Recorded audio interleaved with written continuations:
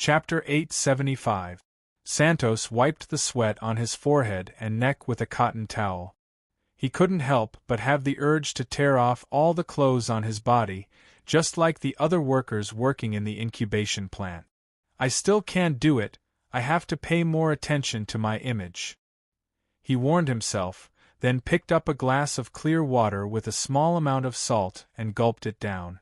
Only then did he feel the stuffy heat in his body ease a little, and his heavy breathing also eased a little. Last night, after meeting the founding member of the Chamber of Commerce, Mr. Liu, as well as that unknown Commander Naman, Santos had been sent overnight to hide in his family's pack beast domestication base. In order to hide, he couldn't even stay in the comfortable manager's office. Instead, he had to stay in the incubation factory with the worst environment for at least 2 days.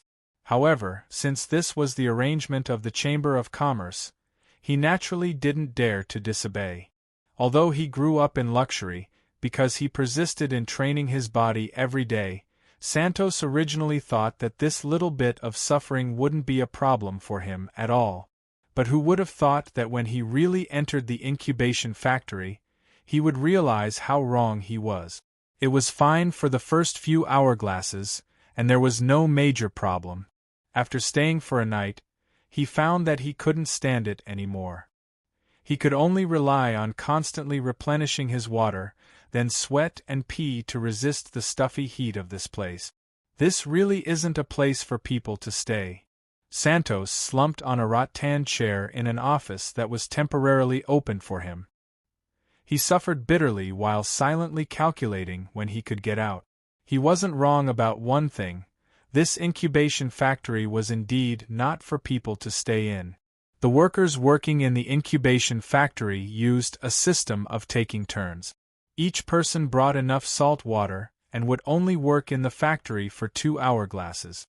Then, they would take over with the next shift. After resting outside for at least 2 hourglasses, they would continue to work in the factory. As the name implied, the incubation factory was naturally prepared for those pack beasts that had not yet given birth.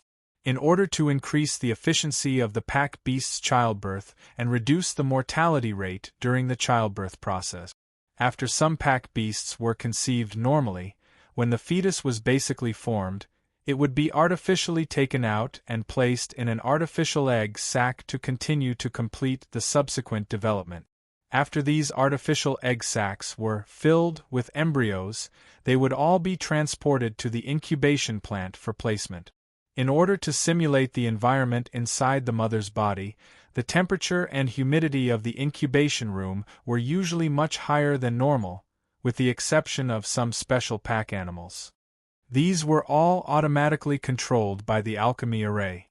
The worker's job was to continuously transport the young pack animals that crawled out of the artificial egg sacs using special handcarts and clean up the pollution caused by the broken egg sacs to prevent the other egg sacs in the entire incubation plant from being affected. "I have to go get some sherbet." Santos heard the sound of cymbals outside and knew it was time to change shifts. He quickly sat up straight in the wicker chair.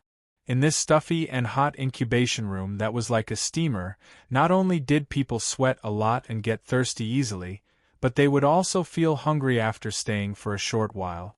In order to prevent the workers from causing unnecessary trouble due to their stomachs and lack of strength, a water faucet connected to the outside was specially made in the resting area in the middle of the factory.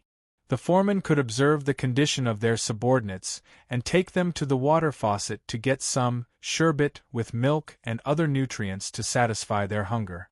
After being arranged in the incubation plant, Santos had eaten all the food that was originally prepared for him for 2 days last night. Since this morning, he would take advantage of the workers' shift change every 2 hourglasses to go get some sherbet to satisfy his hunger. Just as he heard the sizzling sound, he habitually stood up and picked up his cup. From the temporary office built on the beam of the factory, Santos sneaked down a rope and trotted along the corridor like a thief. Because he had secretly drunk the sherbet 3 or 4 times before, He could quickly find the staff resting area in the center of the huge factory without looking at the signs printed on the ground. When he reached the resting area, Santos picked up the cup and filled it with sherbet. He gulped it down like drinking water. Feeling that he was not full, he filled half a cup for himself. He knew that this sherbet was actually high in calories, so he could not drink too much at one time. Therefore, when he drank the second cup, he just sipped it a little. When I feel full, I'll pour the rest of the sherbet into the pool, and then quickly go back to the house. He pondered in his heart while calculating how long he had to stay in this place. According to the previous instructions of Commander Naaman, it seemed that he only needed to stay for 3 or 4 hourglasses to get out of here. When I go back today, I have to take a good shower, my body is. Just as he was secretly happy in his heart, Santos suddenly froze. He felt that something was wrong in the incubation plant. Because of his father's achievements, he had been enlightened by the great Megalosaurus keys since he was a child and had mastered some warlock skills. Therefore, Santos could feel that there was a sudden wave of magic fluctuations in the incubation plant. In order to ensure the safe development of some special baby beasts, no magic was allowed in the incubation plant. The main parts of the alchemy arrays that were built to control the temperature and humidity were also installed outside the factory. Otherwise, why would Santos, who was a warlock, not use magic to resist the high temperature and humidity? Something's wrong, something's wrong. Santos felt his eyelids twitching. In order to make it easier to climb the rope, he did not bring any weapons when he climbed down from the temporary office. Now, he only had a cup of sherbet in his hand. He quickly ran to the side of a pillar to prevent a sneak attack from behind. His eyes looked around the incubation plant. Although there were some disturbances, he still quickly found some problems. Even if they have to change shifts, the workers in charge of cleaning up the artificial egg sac fragments will not leave so much garbage for the next shift. He suddenly remembered what the baby beasts were going to be incubated in this batch of incubation plants. Phase spiders. They were affected by the spell that came from nowhere, and they were born in advance. All of a sudden, Santos felt a breeze above his head. He quickly dodged to the side of the pillar and took the opportunity to see what the enemy was.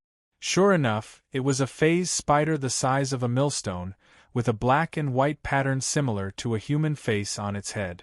It had just descended from the sky and launched a surprise attack on him.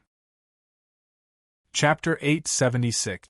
As phase spiders that were bred as beasts of burden, they possessed a rather low intelligence. Furthermore, they would all receive sufficient training during the period of relaxation and relaxation. Their personalities would become docile, and they would willingly listen to the commands of their riders. As long as they had a flash dog as a companion, even an ordinary human, kobold, pygmy, or even halfling rider would be able to smoothly control these carnivorous beasts of burden to travel between the ether plane and the material plane. However, the newly hatched phase spiders were not animals that were easy to get along with. The workers had to use a special type of pheromone spray to make them fall into a state of silence before sending them out on carts. These monsters that were the size of millstones when they were born would instinctively try to capture any living thing they saw. After a long period of development, they couldn't wait to eat. Now, Santos was facing a group of phase spiders that had hatched prematurely due to unknown reasons. These spider monsters had strange patterns of human faces on their heads, surrounded by a circle of fur. They looked a little terrifying. Unlucky! Santos cursed in his heart as he rolled on the ground, once again dodging the attack of another phase spider. That phase spider had just used the ability of the ether transition. It had first used the ether plane to circle behind Santos before launching a surprise attack. If bitten, even a large animal like a camel or a horse would be immediately poisoned and at the mercy of the phase spider. However, Santos, who had been training his body since he was young, was able to dodge its sneak attack by a hair's breadth.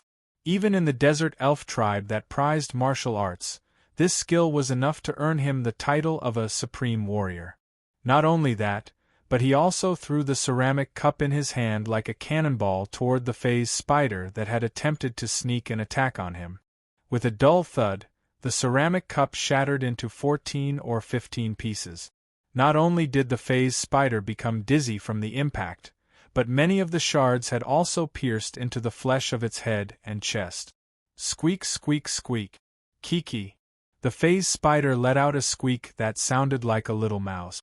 The tufts of hair all over its body stood on end, and light silver blood gushed out of its wounds like it was free. He was trying to divert the trouble. In an instant, some of the other phase spiders who had wanted to ambush Santos saw that they were in trouble. They then looked at the heavily injured one of their kind, and without thinking, they turned around and pounced on the latter.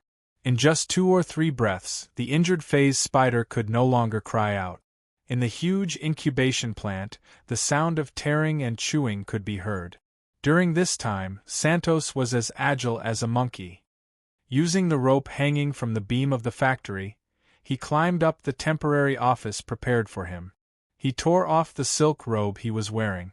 Even though the robe was worth several gold coins, it did not distract him. He quickly put on the speedy version of the fanatic armor on the floor. Then he picked up his enchanted machete and an electromagnetic gun that could fire 30 shots in a row. With a handy weapon in his hand and a relic that was enough for him to settle down, Santos's heart was finally at ease. What's going on? He thought to himself. The alchemy incubation equipment at home was just repaired a few days ago, and the embryos of the phase spiders were all strictly tested before they were put into the artificial egg sac. The magic wave just now, it's not right. Don't you want to try? In the adversity crossing boat with the appearance of Elder Saul's stone monster, a rough voice once again came from Tengu's mouth. The old Onababa controlled the adversity crossing boat and put a periscope-like object in front of Shanka. Move this thing away. The leader of the Night Onababa battle group waved her hand impatiently. She was not very fond of the equipment that was made from the flesh and blood of Elder Saul's stone monster. In her opinion, these foreign objects that were in line with the Onababa's aesthetic had no accent at all. Why do you have to provoke the scale of perpetual order? Shanka asked this question. Before holding the secret ritual to create the Altoros demon, she had used the name of the scale of perpetual order to attract the support of the Onababas. However, when it came to the real deal, she actually did not want to have anything to do with that terrible organization at all. If she had not been tricked by the Sierrians after the ritual and had to come to the Ashen World to plan an attack on the domestication base of the scale of perpetual order, Shanka would not have even thought of leaving the Grey Wasteland. The scale of perpetual order was constantly squeezing the market share of the Onababas in the Grey Wasteland, but she could also bully the bankrupt Onababas. Compared to provoking the tiger's whiskers of the scale of perpetual order, wouldn't it be better to have fun in her own land and build wonders like the Tower of Pain?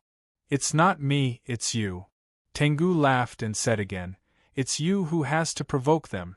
To put it bluntly, the time bomb hanging around your neck right now is a restriction. The Sierrians used the fragments of the Time Dragon's scale from who knows where to make this strange object, and it has a certain hidden contract ability. The reason why you couldn't remove it from your body was because you didn't fulfill the terms of the hidden contract. If you didn't let the things that had to happen in the timeline happen, no matter what you did, you couldn't remove this strange object that controlled your life gate. But, no buts, Tengu said in a bewitching tone. The purpose of the Sierrians' sneak attack on this base is nothing more than to slow down the process of the scale of perpetual orders, dumping of products into the realm of ether and expand their influence in the realm of ether. They are worried that if the tentacles of the huge chamber of commerce completely penetrate into the realm of ether, the empire built by the Sierrians may be dealt a fatal blow. Therefore, they have spent a lot of effort on this hidden contract for you. If you can't completely mess up this place, you can forget about fulfilling the contract and getting rid of the Sierrians' control over you. I don't have much time, don't I? Shanka suddenly stood up and walked to the glass jar that contained the old lady's pink brain. I have to completely destroy this place with lightning speed, and then I can escape. Otherwise, when the scale of perpetual order sends people over, I will never be able to fulfill this contract. Tengu laughed. That's right, my good granddaughter. You're worth teaching. You have to act quickly, and also… This time, it was Shanka's turn to interrupt her. Keep this a secret. Don't let the people from the scale of perpetual order find out. Otherwise, I will never have a day of peace in the future. As she spoke, Shanka raised her hand, and the potion tube that had been covered by her sleeve suddenly fell into the glass jar in front of her. To be honest, I have wanted to try this for a long time. Dear old grandmother. The dark red potion, which used the devil pepper as the main ingredient, suddenly spread in the fluorescent green nutrient solution in the glass tube, and the solution in the glass jar began to boil. Tengu, who was connected to the brain in the jar by magnetic electrodes, let out a scream and pounced on Shanka. You unfilial granddaughter, I'm already dead, and you still won't let me go. However, before Tengu's claws could touch the leader of the Night Hag army, the head of a hyenodon suddenly appeared beside her. Chapter 877.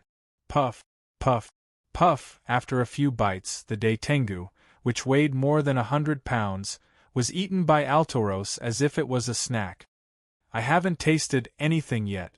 Golik grinned and bared his sharp fangs. His eyes began to wander around the sill elves again. Such a small thing, it's not even enough to fill the gap between my teeth. However, his Onababa mistress didn't pay any attention to him. Shanka looked at the boiling glass tank until the pink brain in the tank melted into a sticky paste. She nodded in relief. A meal is not finished in one go. Next, we have to finish this quickly and clean up this domestication base.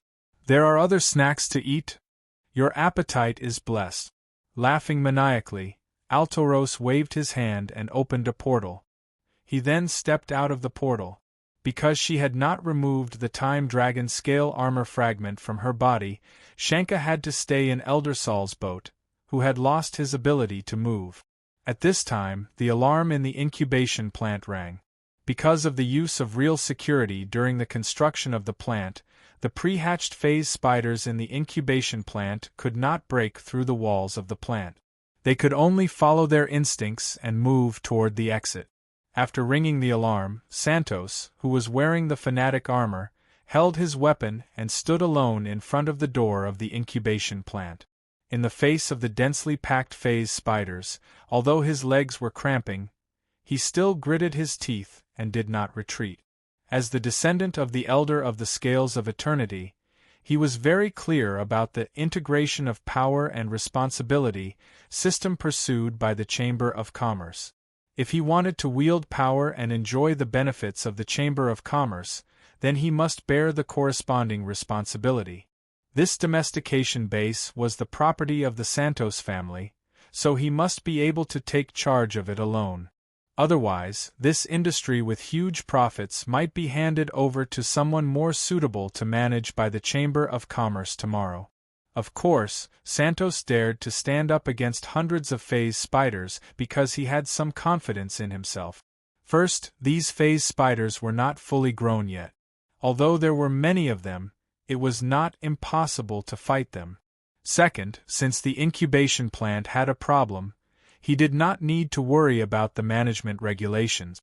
Warlock spells, electromagnetic nail guns, enchanted machetes. As long as it was useful, he could do whatever he wanted. Third, once he rang the alarm, the guards stationed in the domestication base would soon come to support him. He only needed to hold off the phase spiders for a while, and the armed guards would take over the job of suppressing the spiders. Thinking of this, the descendant of the noble family, who was both a warlock and a supreme warrior, tossed away the empty electromagnetic nail gun in his hand and picked up the enchanted machete that he had been using since he was young. In a flash, he dashed into the swarm of phase spiders that came like a tidal wave. Sand Rhino's power. With a thought, a spell with a buff effect was cast on himself. The so-called Sand Rhino's power was actually the compound advanced version of the transmutation spell Bull Strength and Stone Skin. For a short period of time, it could allow the target to possess tremendous strength that could rival a Sand Rhino, as well as magic skin that was as thick and hard as the skin of a giant beast. This way, even if the fanatic armor he was wearing was of the swift type, it could not provide protection without any blind spots. During the duration of the spell, Santos did not have to worry about his skin being pierced by the phase spider's venomous stingers. Sonic Magic Ball. Then, he softly chanted a few syllables. Without using any casting materials such as the feathers of the phantom sonic bird, a magic ball as transparent as water shot out from his fingertip. With a few ear-piercing buzzing sounds, many phase spiders were affected by the infrasound, twitching as they fell from the walls and ceiling.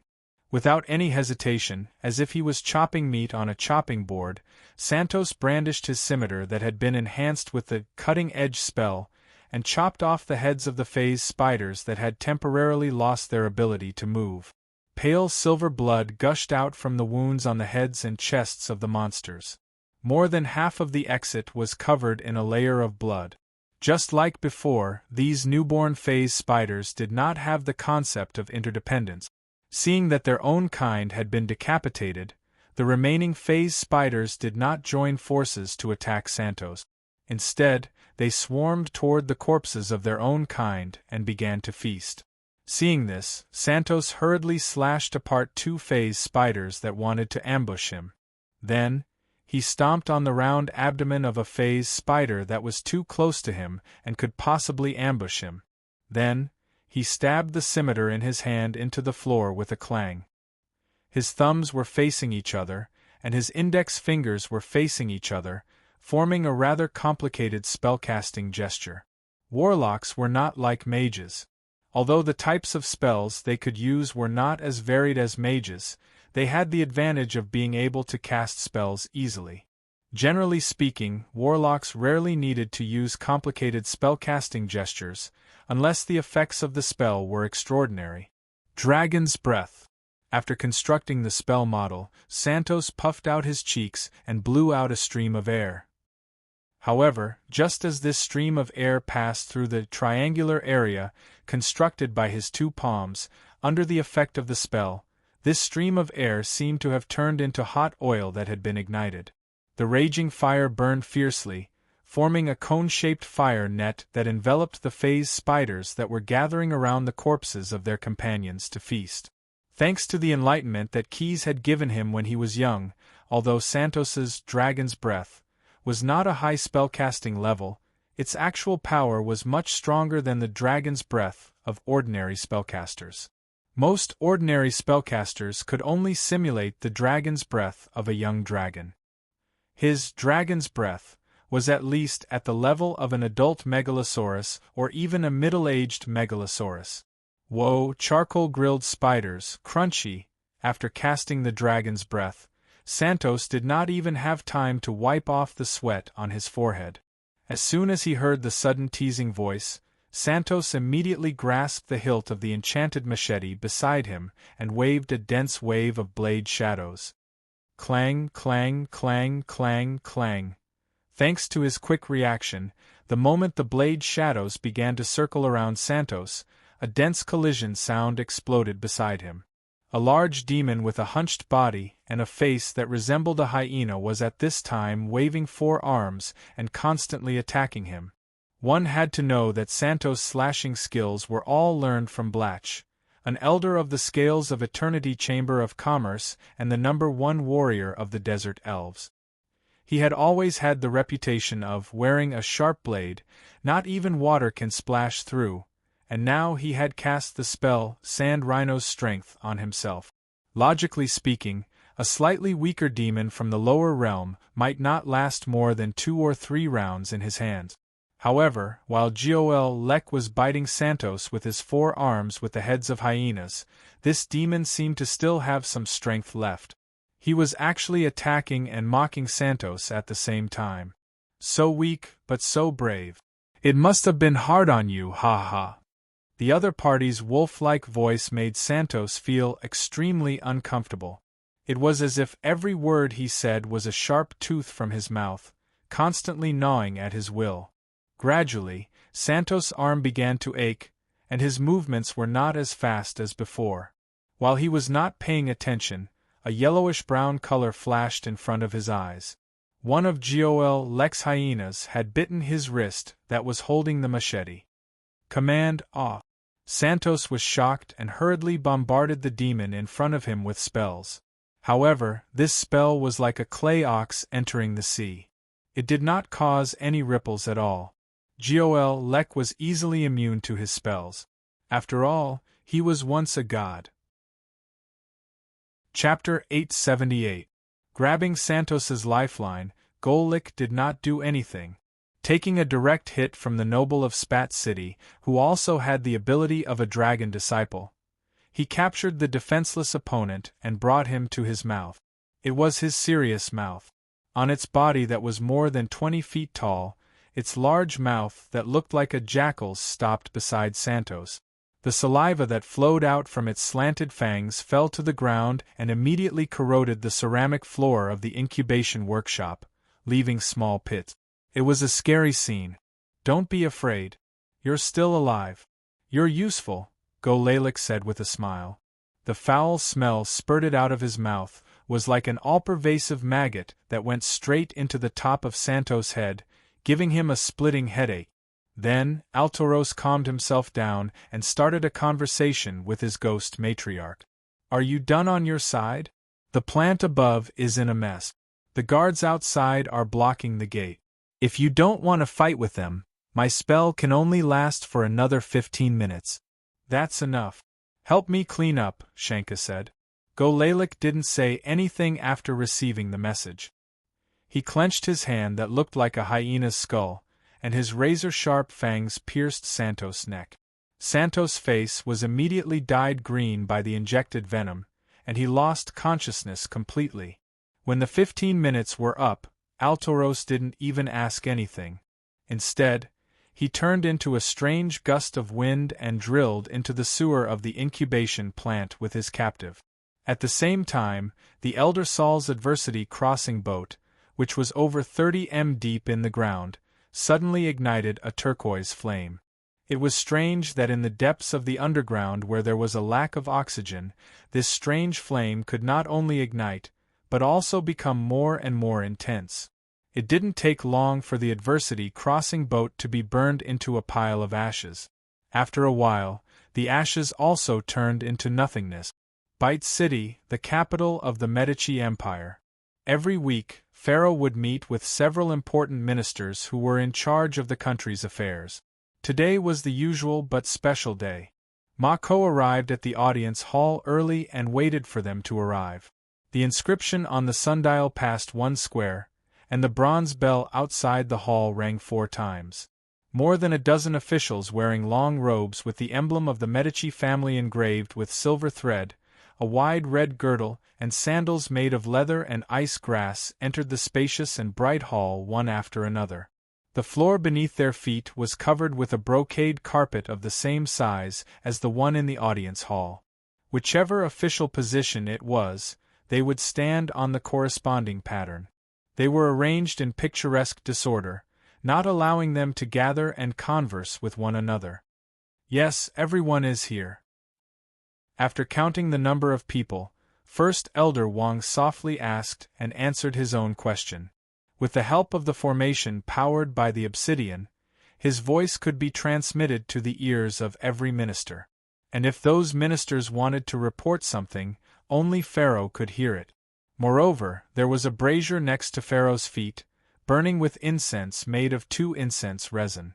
Whenever a minister was reporting on his work, Marco would grab a handful of cigarettes that rose from the brazier and toss them into the air, shrouding the minister in smoke so that no one could read his lip.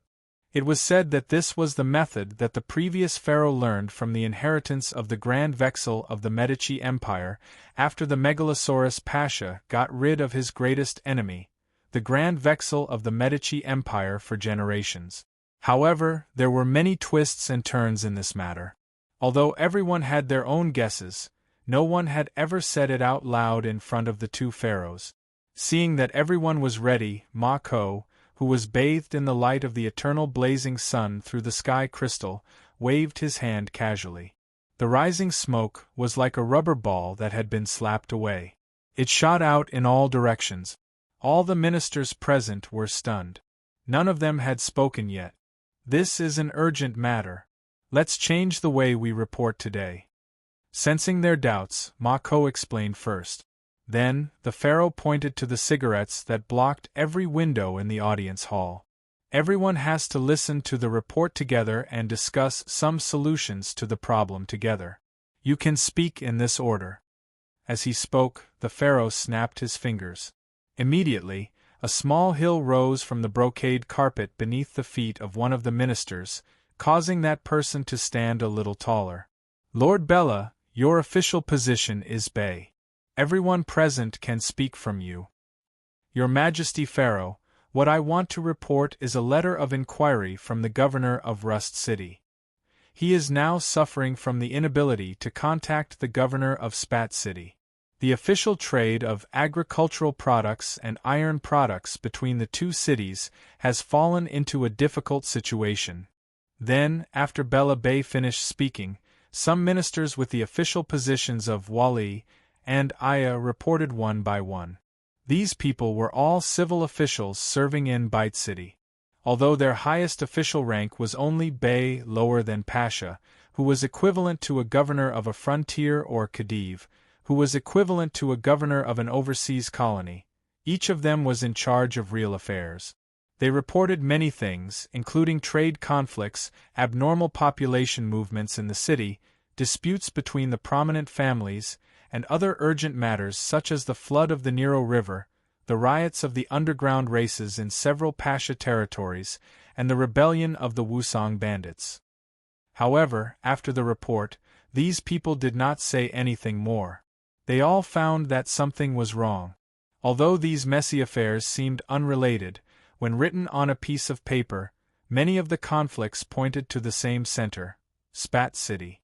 In fact, with everyone's report, some quick-witted ministers had already thought of something, but their thoughts made them feel like sitting on pins and needles, sweating profusely. Therefore, no one dared to point out the problem bluntly. Glancing at the officials in his various departments, Ma Ko was silent for a moment. Then, he could only shake his head helplessly. Since you've finished, and it seems that you don't want to say more, then I'll say a few words. There's a problem in Spat City, Pharaoh said earnestly. The system of second in power was fine, but there was a big mistake near the election. The head of the Glovis family, who was supposed to be in power, died of a sudden illness. It happened right after his old father. There was a riot in the domestication plant of the previous consul's family. It is said that he was injured by a mutant pack beast. He is still recuperating and can't take on the duties of a consul. Looking at the ministers who were still like old monks in meditation, Ma Ko snorted softly and said in a deep voice, "But as you can see, Spat City can't go without a governor. Therefore, I would like to appoint an official consul to the city temporarily, so that the trouble will not continue to overflow." Chapter 879. Numan found that it was difficult to stay awake all night, even though he, as a contract demon, did not need to rest at all. He got up from the reed mat, rubbed his head after a night of daydreaming, drank the cooling melon cheese that the butler had prepared for him, and then walked out of the door. Santos was missing, and Snade had cast a spell to ensure that the Ash world could not communicate with other planes. For 2 whole days, the desert elves directly under Brock had almost turned the plane upside down, but they could not find any trace of Santos. The guy who had kidnapped Santos and destroyed the pack beast domestication base was hiding in some corner. He's not dead. This was the message that Keys sent back from the distant astral plane. When he enlightened the only son of the fat merchant who had helped him a lot, the young Megalosaurus not only gifted Santos with the gift of a dragon disciple, but also cast a spell as insurance. If he was killed, a mark of vengeance would be immediately activated. A spell cast by Keys himself, even a god would have to pay a high price to get rid of it. Spending so much money just to kidnap a small leader of the Eternal Order's Scales Chamber of Commerce like Santos, they really didn't even need to lose money and earn money. Therefore, Keys asserted that Santos was only hidden by someone, and that the thief was still in the Ash world. However, he could not return to the material plane for the time being, so he could only ask the others to stall for time. If the thief dares to stay in the Ash world, it means that they have some real ability. Don't panic and let them take advantage of you. After receiving Keys' instructions, Numun naturally did not dare to delay. He immediately changed into Santos' appearance and entered Spat City to take charge of the situation. However, Nero had suffered some injuries from the battle between Vaprak and himself. Therefore, he could only use some soul prisms to treat his body. Only then did he walk out of the ward with Santos's appearance and appear before the people of Spat City. It's fine, it's fine. Seeing that the butler of the Santos family wanted to help him, Numun hurriedly waved his hand. The butler saw that his master walked with the wind and thought that he must have recovered from his illness. In addition, in the past 2 days, whether it was the affairs of Spat City or the Santos family, the documents had piled up like a mountain, and he was about to report it to the head of the Santos family. However, just as he was about to speak, Numun, who was disguised as Santos, suddenly frowned as if he had thought of something. "Butler, master. Come with me for a walk in the city. There's been some trouble with the elected governor these 2 days. I have to see the situation on the streets first." After saying that, Santos strode out of the gate of the house, and the butler trotted behind him. The butler originally thought that Santos was to check the Santos family's property. After all, there was a huge mess in the domestication base that day, and the entire base's phase spiders were in a mess. The family's guards desperately resisted and hurriedly sought help from the garrison of Spat City, sacrificing more than 10 lives to kill the hundreds of spider monster babies that were running around everywhere in the base. Even if the matter was handled appropriately, the domestication base was greatly damaged. Not only did the next batch of phase spiders that were to be delivered to the purchasing department of the Scale of Perpetual Order turn into nothing, but many of the base's hardware facilities were also damaged, and it would cost a lot of money to repair them. In addition, the compensation for the injured and the bereaved, as well as the losses caused by the phase spiders, such as the sand rhinoceros, were caused by the phase spiders. The Santos family was probably going to suffer a huge loss this time. However, to the butler's surprise, Santos, who had just recovered from a serious illness, did not first check on his property. Instead, he strangely took him to the big bazaar of Spat City to check on the people. However, the chaos did not affect the city. Even if there was a problem with the Glow family, and Santos was not an elected consul, he still had the responsibility of protecting the people. In fact, there was no need for him to come to this place where merchants gathered to observe the people's situation.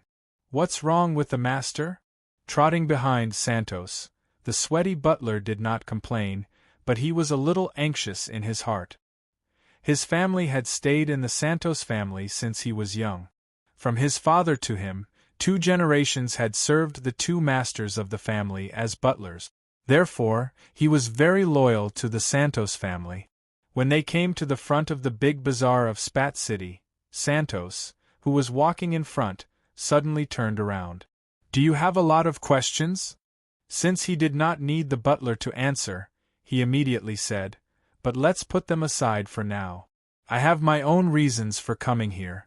This matter is more important than the loss of our family." After saying that, Naaman turned around and walked into the huge bazaar that was filled with people. Due to its strategic location, Spat City was actually a city where merchants came and went very frequently. Therefore, most of the goods from the north and south of the Medici Empire that needed to be transported through the Nero River could be found in the bazaar named after the city. Because the bazaar was adjacent to a man-made tributary of the Nero River, when they walked in, the first thing they saw were actually many places of business. Most of them were the workplaces of fishermen and merchants. There was a tin shop that provided anti-rust parts for ships. There was also a kiln for tar manufacturers that roasted pine logs in the fire. The sticky liquid produced was a waterproof material used by shipbuilders. Apart from that, as they walked further in, they saw coal and iron ore from Rust City, mechanical parts and jewelry from Gnome City, high-quality pink rock salt from Taka City in the south, and lacquer wares from the place across the sea that was originally called Wusong, but was actually a colony of Megalosaurus. There were tens of thousands of goods for sale here. However, unlike the bazaars of other cities, there were very few shops that sold food in the bazaar of Spat City. The reason for this was that this place was rich in food. There was no shortage of grains and crustaceans in this city. There were only a few merchants who had set up stalls in this bazaar to sell some spinach rice that was rarely produced in the central and southern regions of Medici that was shipped from the north. Spinach rice of the best quality. Come and buy it. Look at how bright the husks are. It won't spoil even if you leave it for 2 or 3 years. Following the yelling, Santos walked to a shop that was selling spinach rice. The shop assistants in the shop saw his attire. He was wearing a pure white robe made of ice gauze, a satin belt around his waist, a pair of thick brown leather sandals on his feet, and several opal rings as big as pigeon eggs on his fingers that were crossed on his lower abdomen. The shop assistants immediately beamed with joy, nodding and bowing to him. "We have a big guest. Treat him well." Chapter 880. The word, rich customer, showed the shrewdness of these shop assistants. Since he was praised as a rich customer in public, he had to be more generous. Otherwise, he would be looked down upon by the passers-by in the bazaar. It was a good deal to exchange flattery for gold and silver. If the shop assistants were like this, the owner of this shop was naturally not a mediocre person. Hearing the shop assistants shout, a fat merchant immediately ran out of the shop with a jug of freshly brewed lemonade in his hand. It seemed that he was using the lemonade to attract customers. Narman, who was disguised as Santos, laughed and strode into the shop with his steward. The shop owner hurriedly led the master and his steward into the inner room and set up a leather stool filled with bran for the customers to sit. Not only that, apart from the lemonade, a few shop assistants soon served up some fruits and pastries, which filled up the guest table in the inner room.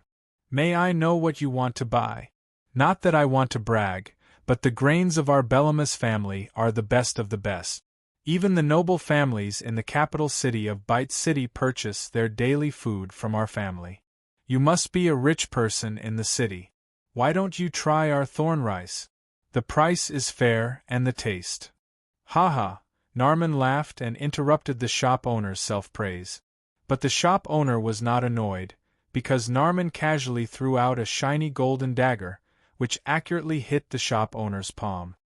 "How good can the spinach rice from Baitar be? Spat City is one of the best grain-producing areas in the empire. There has never been a shortage of grain here. Besides, it's not like we don't have thorn rice here. I just saw that the thorn rice you sell is 10% more expensive than the local ones." "Hee, I knew you were an expert the moment you opened your mouth." The shopkeeper put away the golden dagger in his hand and said with a smile on his face, "I won't lie in front of you. In terms of filling stomachs, the thorn rice from Bite is indeed no different from the local ones. Commoners who mostly use copper will naturally buy the local ones. But for someone as generous as you, I'm afraid you don't buy food for the sake of eating it. Then, the price on the sign outside can't be counted." "Smart man, you hit the nail on the head." Naaman curled his lips and praised him as if he was praising him. However, the steward of the Santos family had sharp eyes. Seeing that the cat's eye stone ring on the hand of this family head was faintly glowing, he instantly understood what was going on. However, he still maintained a submissive posture and stood there obediently without moving. Actually, compared to other grains, the only difference is that G rice has a higher sugar content. It's not very convenient to store and transport it. However, our Belami's ratchet rice was purchased from Lord Khedive. Its shell is thicker and can be stored for a year or so without a problem. The enclaves of Lord Khedive were originally taken from the Japanese, and the workers in the plantations on the islands were all slaves left behind by the Japanese. Therefore, the cost of producing G rice is not high. Seeing that Numan was still smiling at him, Roland thought of the gold dagger in his sleeve pocket. With this gold dagger, he could buy 1,000 caddies of ratchet rice. Roland carefully looked at Numan in front of him and saw a layer of thick skin in the center of his palm. It seemed to be the result of pulling ropes all year round in his early years. The shopkeeper calmed himself down and felt that his luck had come. I see that you are a frequent trader on the Nero River, so I might as well be frank with you.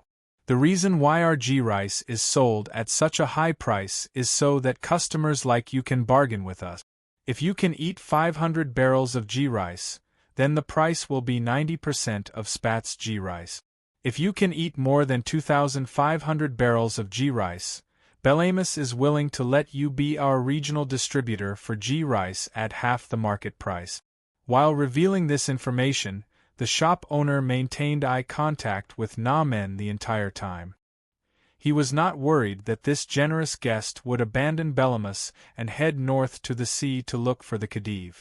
Without Belamis's approval, ordinary merchants would not be able to import even a single grain of ratchet rice from the overseas enclaves. As for the scales of the Eternal Order Merchant Guild, they could make a lot of money just by relying on the Leviathan airship, so they did not care about this small business at all. Numan played with the cat's eye stone ring on his finger and showed a thought-provoking smile. You are the outpost, aren't you? You want to find a channel to sell G rice in the central and southern regions of Medic. But Spat City, an important grain-producing city, is as stable as a millstone. Do you think you can shake this ship with your strength? The picky customer was the real buyer. When the shrewd grain merchant heard Numan's words, he felt a tug in his heart. But after thinking about it, he suddenly felt relieved. Moreover, when he saw how picky this customer was, he felt an inexplicable desire to speak his mind. I don't understand what you are talking about. The shopkeeper smiled. But I still have some understanding of the situation in Spat. The local G rice trade in this city is controlled by the Glows family and the Santos family, just like the city's management authority. The Glows family has fertile fields and tens of thousands of farmers working for them. The Santos family relies on their own domestication base and is a big buyer of local G rice. The cooperation between the two families can indeed stabilize the price of G rice, and even affect the G rice trade in the central and southern regions of Medic. But now, the two families seem to be in trouble, and now is the time when there is a shortage of young people. Our G rice is entering the market now. The timing is just right. After hearing this sincere explanation, Numan couldn't help but nod. Can you say that again? The shopkeeper was stunned. I understand, but this business is not mine alone. Can you help me persuade my partners? Numan explained to the grain merchant with a smile. Don't worry, my family's business is big. If I can persuade the other partners, let alone you, Belamis, I can even buy all the G rice from Badar. Seeing the surprise in the shopkeeper's eyes, Numan added, words are no guarantee. Open your granary for me, and I will ask my men to empty it immediately. Let's see if we are strong enough to buy all your goods. Chapter 881. What have you done? Under the gaze of a group of trembling servants, Lady Bella, the noble bay of the Civil Affairs Department, stomped her feet in anger. This old man in his 50s was still able to jump 3 feet in the air. Obviously, he was furious to a certain extent. In fact, it was not his fault. In the face of the crisis of bankruptcy, no one would be able to remain calm. However, all of this happened too suddenly. First, the scale of perpetual order suddenly issued a notice. Due to the limited transportation capacity, each barrel of food transported from the overseas enclaves controlled by the Khedive would be charged an additional 30% transportation fee. Then, Bellem's grain warehouse in Spat City was seized and all of the goods were confiscated and destroyed because of the discovery of pests in the thorn rice, which violated the food safety regulations set by the scale of perpetual order. Finally, the Megalosaurus Pasha's territory, including Spat City, completely stopped the import of food from Bite. Some cities in the south also followed suit and issued notices. Bella Bey's heart was bleeding. He could not help but scold his servants. However, as he more or less knew the inside story, he did not completely put the blame on his servants. Therefore, he was not so angry that he pulled out his machete and killed these incompetent people on the spot. After all, it was not easy for them to sell all of the goods except for the food and run back to Bite with the money. Master, seeing that the master was getting tired of scolding, the butler asked, "Can I make a suggestion?" "Go ahead," Bella glanced at him. "Can we send someone to Spat City to talk to the lords?" The butler could not think of a word to describe it. He could only use lords to refer to it. "Maybe we can persuade them to at least transport our thorn rice back to where we came from. Even if this batch of food is infested with pests, at least some of it can be used to make wine. At least we can recoup some of the losses." The butler knew that there was no other way. Although the Megalosaurus Pasha was nominally a vassal of Pharaoh, most of the Pasha territories and trading cities in the south and central regions only obeyed the orders of that lord, and ignored the orders of Bite City's pharaoh. If things really got out of hand, the Bella family might have to give up a large portion of their benefits. Who should we send? How are we going to interact with the scale of perpetual order? Isabella did not avoid the topic. "I know your dilemma," the butler immediately said. Even though he was standing closest to Bella, he still lowered his voice. "You're wondering what Pharaoh will think. However, Bellemus is not just our family's money bag." "Are you talking about the Khedive?" "That's right. Master, this trade ban is like an all. Although only our piece of cloth has a big hole now, if we don't solve the problem, it will leak out everything in the bag sooner or later." Bella nodded and didn't say anything else. She then let the other servant leaders who had been summoned leave by themselves. When he returned to his bedroom, the Bey with real power in Bite City took out a silver mirror. While stroking the patterns on the mirror, he looked at the images on the mirror. Those small leaders who had walked out of their own house were now gathering outside the gate of Bella's house, whispering to each other. Although he could not hear what they were talking about, he could at least guess a thing or two. Everyone only has interests in their eyes. They gather for interests and they disperse for interests, Bella sighed in her heart. In the Medici Empire, the nobles like the Bey, Wali, or Aga had real power and their respective fiefs, but they still could not have the initiative like the Pasha and the Khedive. Because some of the things they controlled were actually dependent on the bureaucratic system built by Pharaoh. Sometimes, in terms of freedom, they couldn't even compare to the elected officials of the various regions. Apart from a small number of archons who were directly appointed by the pharaoh, most of the archons were actually officials who were chosen through popular elections. In this way, most of the governors were controlled by some local prominent families. Naturally, they had a strong appeal in the local areas, and it was more convenient for them to do things.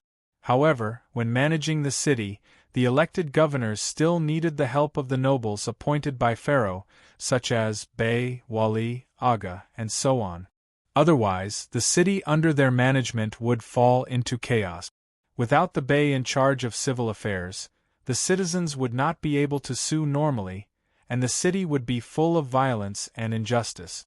Without the Wali in charge of bookkeeping and tax collection, the city would be full of bad debts, and the whole city would fall into extreme poverty.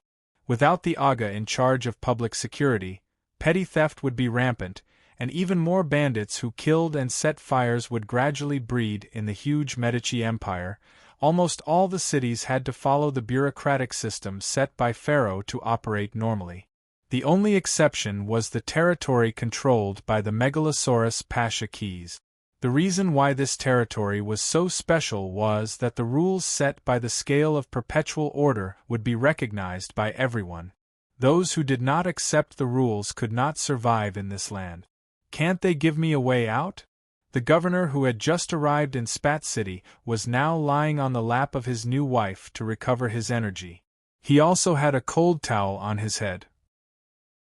The tiredness from the continuous journey from Bite, plus the many troubles he encountered after entering Spat City, finally made this middle-aged man in his 40s fall ill. The young woman named Shanka was now fanning him with a feather fan.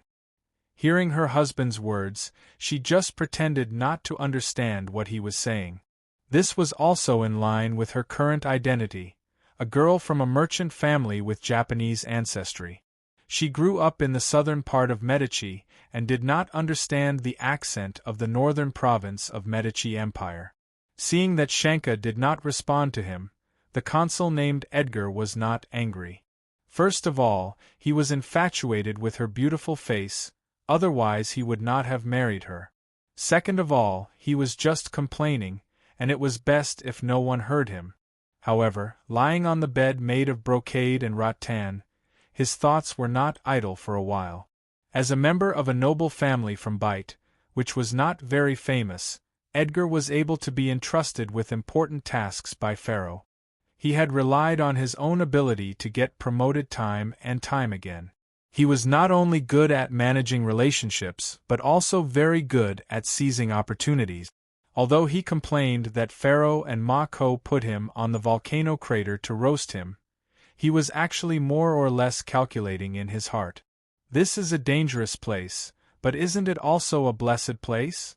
Although I have to be careful as the temporary governor of Sparut City to avoid offending the scales of Eternity Chamber of Commerce, it's also because of this identity that those powerful nobles who wouldn't have interacted with me in the past actually took the initiative to contact me and curry favor with me. Edgar pondered in his heart, although I have to be careful as the temporary governor of Sparut City to avoid offending the scales of Eternity Chamber of Commerce, it's also because of this identity that those powerful nobles who would never have interacted with me in the past actually took the initiative to contact me and curry favor with me. He tilted his head, and the fragrance coming from Shanka's body made him a little more awake. On a desk not far away, a reed pen clipped to a shelf was writing something with a schwa-schwa sound.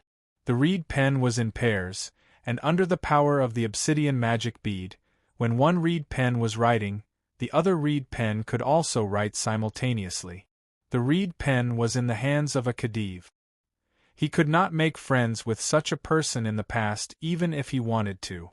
But now the other party took the initiative to give him a pair of reed pens, and expressed that they would like to communicate frequently. *T friendship, Edgar said disdainfully in his heart. Do you think I don't know what you're thinking?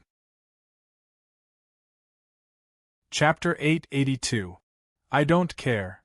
Naaman, who was disguised as Santos, said to Edgar, who had come to visit him, while chewing the stew in his mouth. Seeing the attitude of the patriarch of a prominent family, the newly appointed acting governor of Spat was speechless. In his opinion, running a city was like carpentry. It required axes, adzes, and chisels, and each tool had its own purpose. But I have to care, Edgar said angrily, his nose twitching, which was a sign that he had not recovered from his fever. Since I'm acting governor, although I don't expect to make the situation better, I can't make it worse. Naaman gave him a sidelong glance. So, you're here to be a tax collector? The contract demon was very good at imitating creatures. At this moment, he was acting like the real Santos. After finishing the stew, he wiped his hands with the belt hanging around his waist. I heard that several Khedive's representatives have visited you in the past few days. Hearing this, Edgar frowned. It was the second time since he came in. The first time was because he was surprised to find that Santos, the former elected governor, did not prepare a seat for him. Instead, Santos asked him to stand and talk with him. Looking at the wrinkles between Edgar's eyebrows, Naman did not wait for him to speak. He laughed and then said, "Again, I don't care. Spat has never been just Spat. It's a city under the jurisdiction of the Megalosaurus Pasha. Without the Khedive, our goods will still sell." This was not a soft rebuke. Edgar had no choice but to say, "But the Khedive need us. They need this city as a transit center to swallow the goods produced in their territory." "That's right." Naman clapped his hands, straightened his body, and sat down. "You're right, but there's one careless mistake. It's not we, but you or we." He pointed to his nose.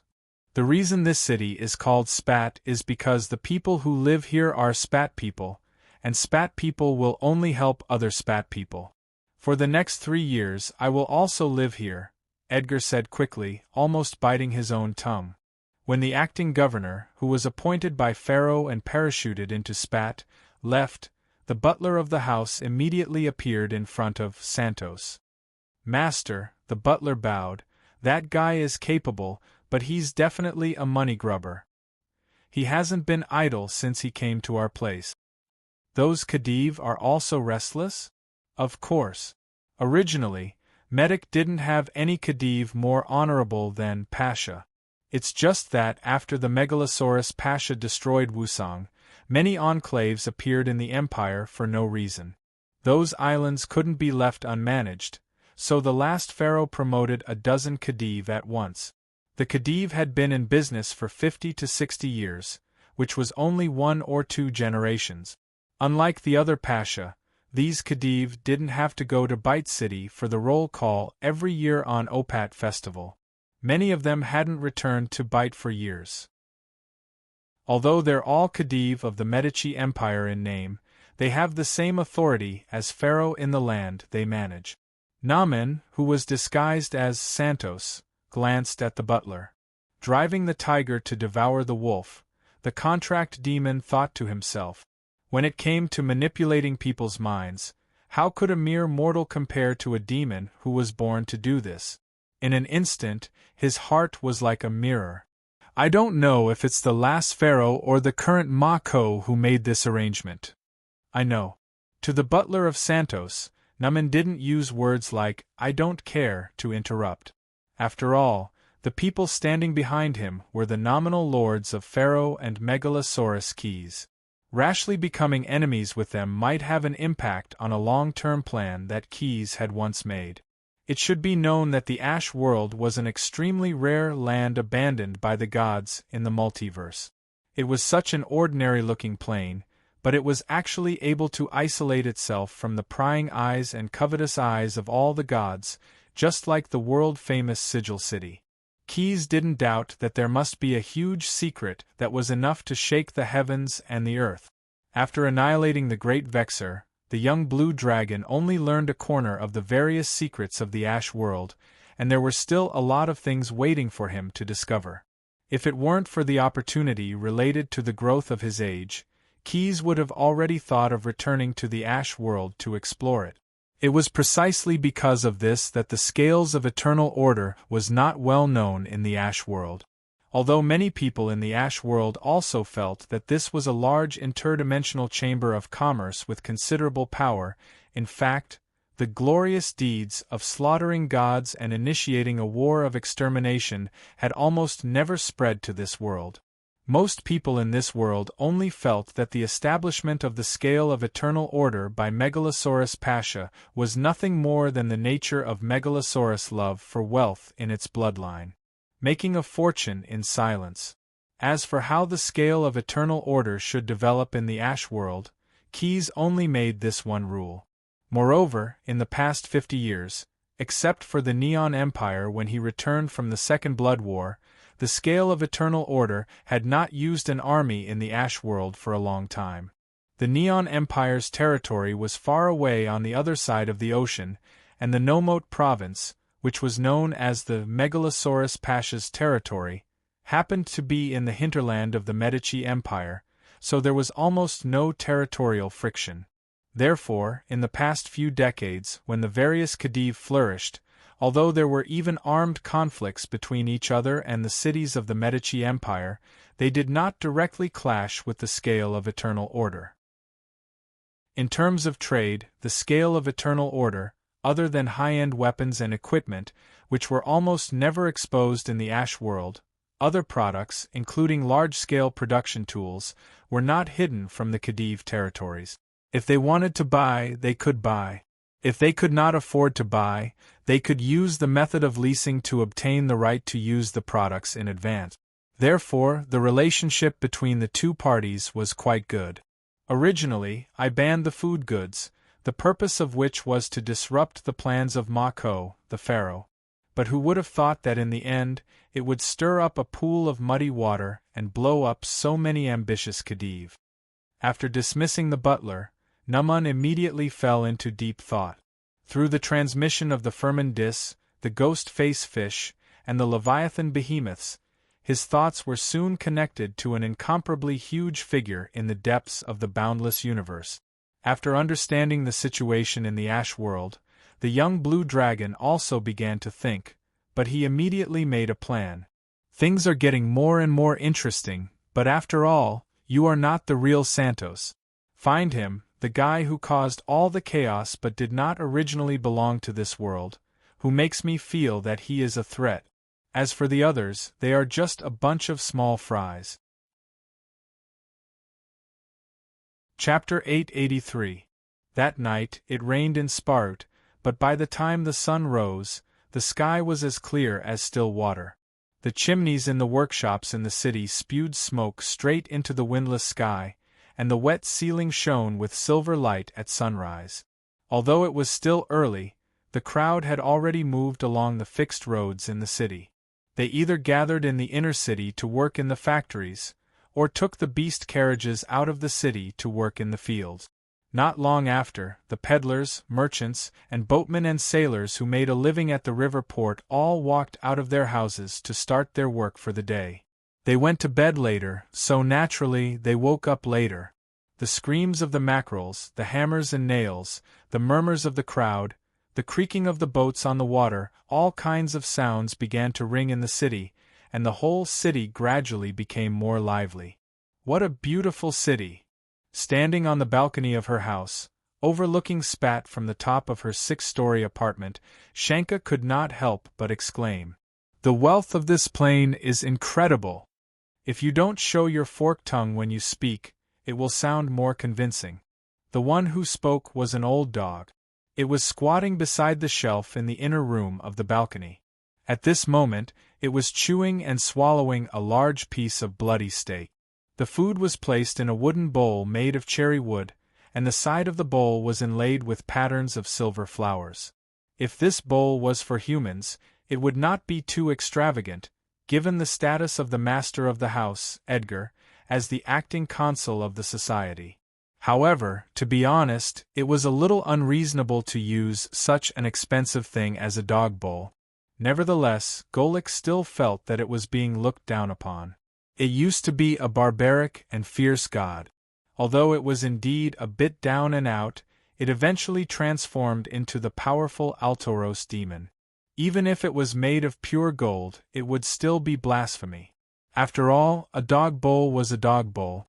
No matter how good the materials and workmanship were, it could not hide the nature of a dog bowl. Like you, I am also very hungry. Unlike you, I can still endure for a while for the next meal. The night hag Shanka turned into a gentlewoman. She played with a heart-shaped stone in her hand as she pulled the curtain and walked back into the house. The Altoros demon stuck out its tongue and licked the last piece of meat into its mouth. If one looked carefully, one could distinguish human fingers, nail shavings, and other messy things from the minced meat. Say, do you think the Pharaoh of Medica is planning to wait for chaos to appear? He wants to fish in troubled waters. Go-Lalik answered his own question, as if he didn't have any intention of asking questions. If Yinagu was here at this time, the new Null god, he would probably be a little worried that his old rival had suddenly become smart. Shanka did not respond to his words. Edgar really doesn't learn well. He has just recovered from a serious illness, and he has a beautiful wife at home, but he still has to go out to have fun. The leader of the Night Ghost Granny Battle Group laughed. Do you think his body can take it? Is this acting consul making a mistake, or is he trying to defile himself? The more he goes out, the more people send things to his house, Gorlick said, his mouth full of fangs. Oh, is that so? Hee. While the night hag Shanka and the Altoros demon were chatting, Edgar was under great pressure. The acting governor was staying in the biggest money-squandering den in Spat, but he was not looking for fun, and there were no beautiful women around him. Only a few old men were sitting around a table with him. He rubbed the ring on his finger, which was the symbol of the power of the governor of Spat. After Santos stepped down, this ring was supposed to be handed over to Glow. However, after a series of changes, it was finally given to Edgar, an outsider. Edgar blinked his eyes, which were bloodshot because of staying up late. You think too highly of me. Before Edgar could finish his words, an old man in a brocade robe and a beard, who was sitting closest to him, interrupted him. You are a descendant of the Igu family. Pasha, who was in charge of Spat more than 50 years ago, is your grandfather. If you are not qualified, then no one in this world is qualified. Upon hearing this, Edgar could not help but widen his eyes and glare at the old man who spoke. Are you threatening me? Although his tone was unfriendly, it was more or less a show of strength. That old man was one of the big bosses behind Bellamus, the representative of the Ruinbodif family. Because he had a falling out with the other big boss of Bellamus, the representative of Bellamus, he had come to look for Edgar, the acting consul, to reduce the losses of the Ruinbodif family. Seeing Edgar's displeasure, the old man laughed and patted his lips with his hand. I drank all night last night, so I'm a bit drunk. I'm sorry. Although he was begging for forgiveness, he immediately changed the topic. 50 years is indeed enough to change the social customs. Sir Reneable also thinks so he often teaches us, the servants, to keep up with the times. Bella Bay is only willing to ship goods from the north and sell them in the south, but my lord wants to set up a factory. Edgar didn't comment, so the old man continued, to be honest, everyone here knows who the Spat City's General Administration of Commerce listens to. If you want to get the approval to set up a factory, it is not difficult to go through the proper procedures.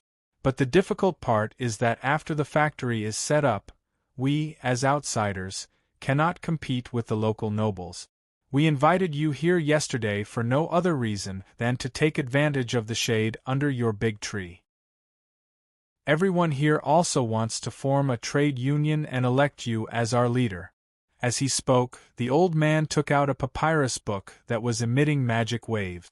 The items listed on the contract were the personal thoughts of the old man who had talked to Edgar for a few hourglasses last night. In addition, with him taking the lead, the other agents of Ruinbodif also took out their own contract. Obviously, they had already discussed this. You guys. Edgar felt his temples throbbing, but he pretended to casually glance at the benefits listed on the contract. I can only agree. Not long after, the room was filled with the sound of women singing and talking. The money-squandering cave was still the same. They are all sharpening their knives, but they don't know who is the pig and who is the sheep. Naman, who had disguised himself as Santos, was hiding in a quiet basement, busy with his own business. In front of him was a complicated machine that was running non-stop. The gears clicked and rotated, and the slender metal needles made fine pinholes on the long strips of paper to record information. The day before yesterday, the scale of perpetual order secretly sent the most advanced difference engine. At this time, the engine was running at full power, analyzing the movements of the various forces in Spat City to the best of its ability. Numan was guarding here day and night. He was responsible for pouring black oil into the generator set of the difference engine and reading the analysis results with the machine that could decipher the pinhole code. On the table beside him, parchment scrolls covered with lapis lazuli powder were spread out in different categories. On the scrolls were labels such as Khedive, Pharaoh Ma-Ko, Spat City, the Scale of Perpetual Order, and so on. The data was constantly changing. In Numan's hand was a round plate branded with the pattern of Megalosaurus. On the plate there were 2 test tubes containing red and green alchemy potions. Following the changes in the data, the red and green colored test tubes were constantly changing height.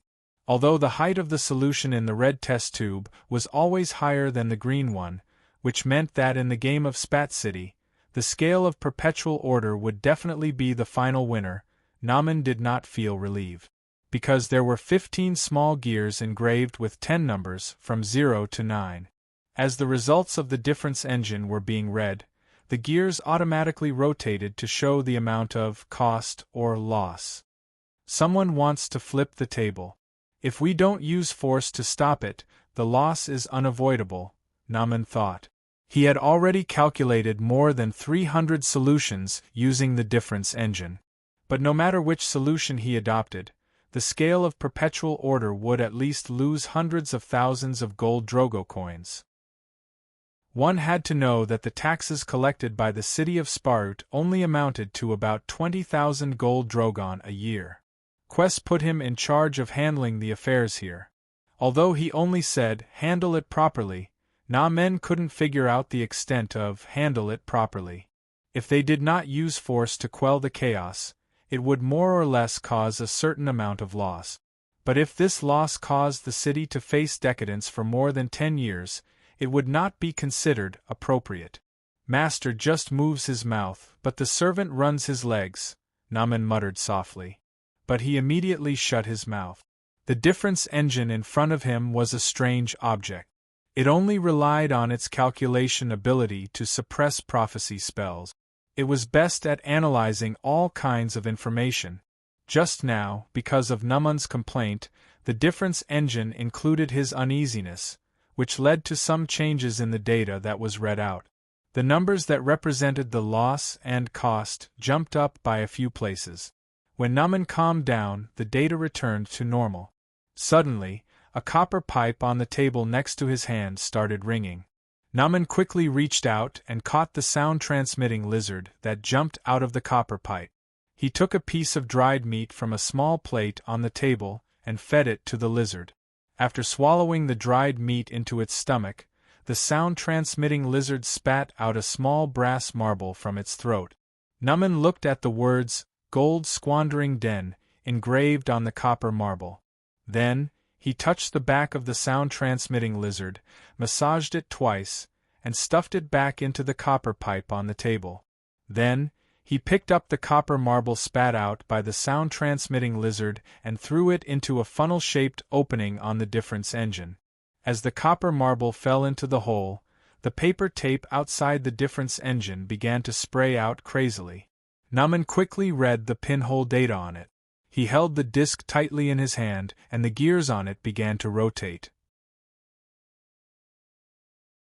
Chapter 884. The astral whale jerky in his claws had been completely devoured, and the young blue dragon had not had a good meal for several days. However, he did not feel hungry, and his mood was not bad. That was because he seemed to have found the opportunity he was looking for on this trip. Amidst the starry sky, a comet belt similar to the Kuiper belt appeared in front of him. Some were as big as a plane, while others were as small as gravel. The astral world was also known as the graveyard of the gods. Most of the bodies of the dead gods were here. Like a river, it flowed quietly in front of Sui Xiong. Keys had a strong feeling that what he was looking for was deep in this river. Moving in the astral plane could only rely on the guidance of spells or the propulsion of psionic powers, and physical movements could not change the form of movement of objects. However, he still swung his tail habitually, folded the wings behind his back, and rushed into the comet belt formed by the god corpses like an arrow released from a bow. His psionic powers surged out, pushing the young blue dragon forward at high speed. The cobalt-blue hazy scales on the surface of his body scraped violently against the god corpses, occasionally emitting dazzling arcs of light. The smaller god corpses were directly ground to dust on Keys's body, and because they no longer had any divinity, they could no longer materialize in the astral plane, and then turned into nothingness. The larger god corpses were smashed into smithereens, and the scattered divinity all filled the gaps between the young blue dragon's scales, and was slowly absorbed by this monster that could digest divine power. If I had enough time, bathing in this galaxy would be a pleasure. Bathing and absorbing a lot of divine power, wouldn't that be a great bargain? Keys thought to himself as he bravely moved forward.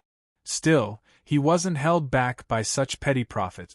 No matter how precious those divine corpses were, they were nothing more than scraps left behind after the death of a god, and the divinity and divine energy they could preserve was almost negligible. Keys, who had devoured an entire divine kingdom of Stim, the god of virtual games, was someone who had seen and eaten before. With the time he had spent crossing the Sea of Stars, wouldn't it be more efficient for him to find a detestable god and swallow his god's kingdom than to bathe in the comet belt of the god's corpse in the astral plane? Therefore, Keys's only thought was to accelerate, and accelerate. No matter what was in his way, he would use it as a strategy. It is better to take things straight and not to seek them in a crooked way. After traveling for an unknown distance, Keys suddenly felt the pressure on his body lighten abruptly. It was as if a gap had appeared in the densely packed god corpses in this area. Moreover, he suddenly wrinkled his nose and took a deep breath. Oxygen and nitrogen suddenly appeared in this area of the astral plane, where there shouldn't have been any air. Something's wrong. Keys finally managed to stop himself. Because there was air, although it was very thin, there was actually sound in this corner of the astral plane that was completely silent. After 7 or 8 years, this was the first time Keys had used his hearing organs instead of his psionic power to simulate sound. It was a series of incessant gurgling sounds, as if he had plunged into a pit of prawns. Gurgling, what is it? A large blue toad blocked in front of Keys. Of course, this large was only relative to ordinary people. Fortunately, the young blue dragon's eyes were sharp. Otherwise, such a small thing would not have been easy to discover. This large blue toad was naked. Its body was covered with diamond-shaped protrusions, as if it was embedded with a large amount of cinders. Compared to its robust body, this blue toad's eyes were very small. They were somewhat disproportionate on its huge, fang-bearing mouth. There were no webbing between its fingers and toes. They were very thick and strong. 2 sharp bone spurs protruded from the back of its palms like Wolverine. A slaw toad? Keys thought to himself. Logically speaking, it was not impossible for a slaw toad to appear in the astral plane. However, for a slaw toad as weak as a slaw toad, the slaw toad race's combat strength was ranked 3rd from the bottom. The 1st and 2nd from the bottom were the slaw toad tadpole and the slaw red toad respectively, unless they were sent to the abyss by a powerful dead toad to be cannon fodder on the bloody battlefield. It was usually unlikely for them to run out of the sea of chaos.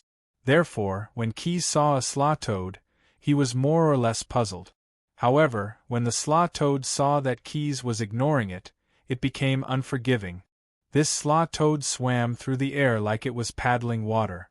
As it quickly approached the young blue dragon, it was still scolding, "You idiot, don't you understand what I'm saying? You can't do anything, but you're the best at pretending to be stupid."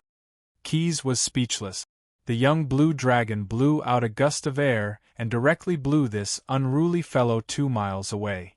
It only stopped when it smashed into a slightly larger piece of the god's corpse. It was embedded in the piece of the god's corpse that was no different from a rock. It struggled for a long time but still could not break free from the deep pit. Its body is quite strong, Keys suddenly thought as he looked at the struggling slaw toad. Although this slaw toad's eyesight was not good and its brain was not good, the sturdiness of its body was quite proportional to its ability to curse. It was already not easy for it not to be directly smashed to death on the piece of the god's corpse. Just as Keys was admiring it and was about to completely send this blind slaw toad to the next world, another croak suddenly sounded in his ears. Croak! Croak! If you dare to croak, I'll croak! The unspoken but very dirty words instantly intimidated the young blue dragon's mind. Keys suddenly had an illusion. He began to wonder if he had plunged headfirst into the land of Zuin. As the sound came closer, a big toad that was smaller than the slaw toad was hopping on the pieces of the god's corpse floating in the void and quickly approaching the young blue dragon. It was a slaw green toad. It had horns on its head that extended to both sides like a water buffalo. It had long fleshy whiskers that looked like whiskers on its fat chin. Its whole body was covered with wrinkles. It was more civilized than the blue toad. At the very least, it had a leather skirt made of unknown animal skin around its waist. It held a red crystal ball in one hand and a staff with a few skull bells on it in the other. Behind this green slaw toad were more than a dozen blue and red toads. Although slaw toads were pure chaotic creatures, they were born to put their own thoughts first. Generally speaking, as long as there was a chance to enslave other slaw toads, they would generally never give up such an opportunity. Therefore, most of the red and blue toads were brought over by the green toad. Keys thought, the green toads should have some intelligence. Croak! A curse ray instantly shot out from the top of the skull staff. It shot in a strange trajectory in the void toward the young blue dragon, who was slightly stunned. Damn it, staff! Keys said angrily. Zuin was like a plague that was very contagious. Chapter 885. Looking at the latest data derived from the difference engine, Naman could not help but raise his eyebrows. His joy was almost overflowing. There are still some variables missing. The contract demon in the form of a leviathan caressed the rough disk, his fingers inadvertently fiddling with the two red and green test tubes inlaid on the disc. We can't be stingy even if we have to spend some money.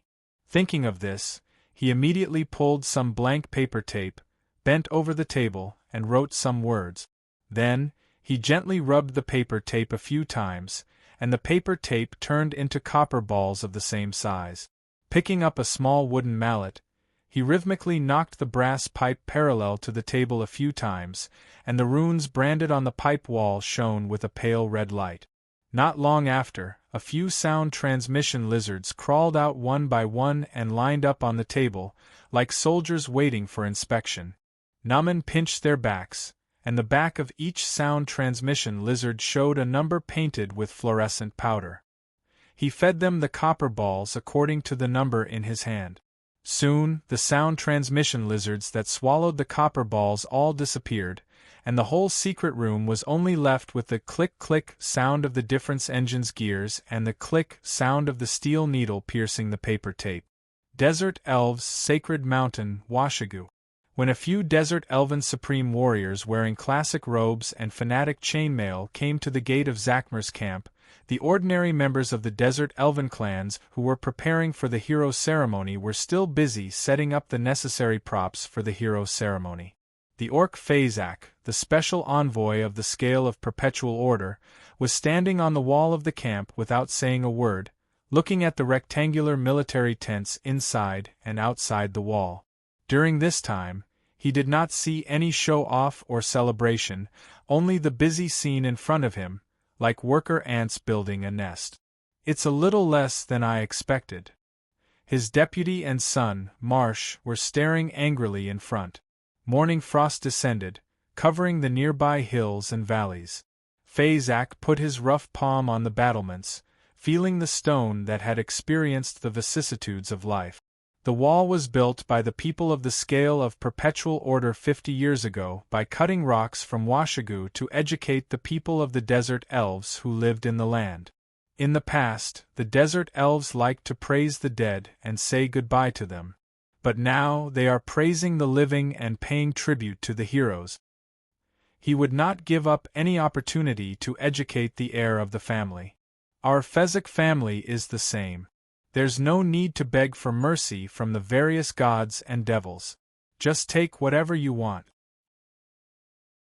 Looking at Marsh, who was deep in thought, Fezak continued, and all of this is entirely thanks to the guidance and teachings of the great Megalosaurus, as well as the clear rules and regulations of the scale of perpetual order.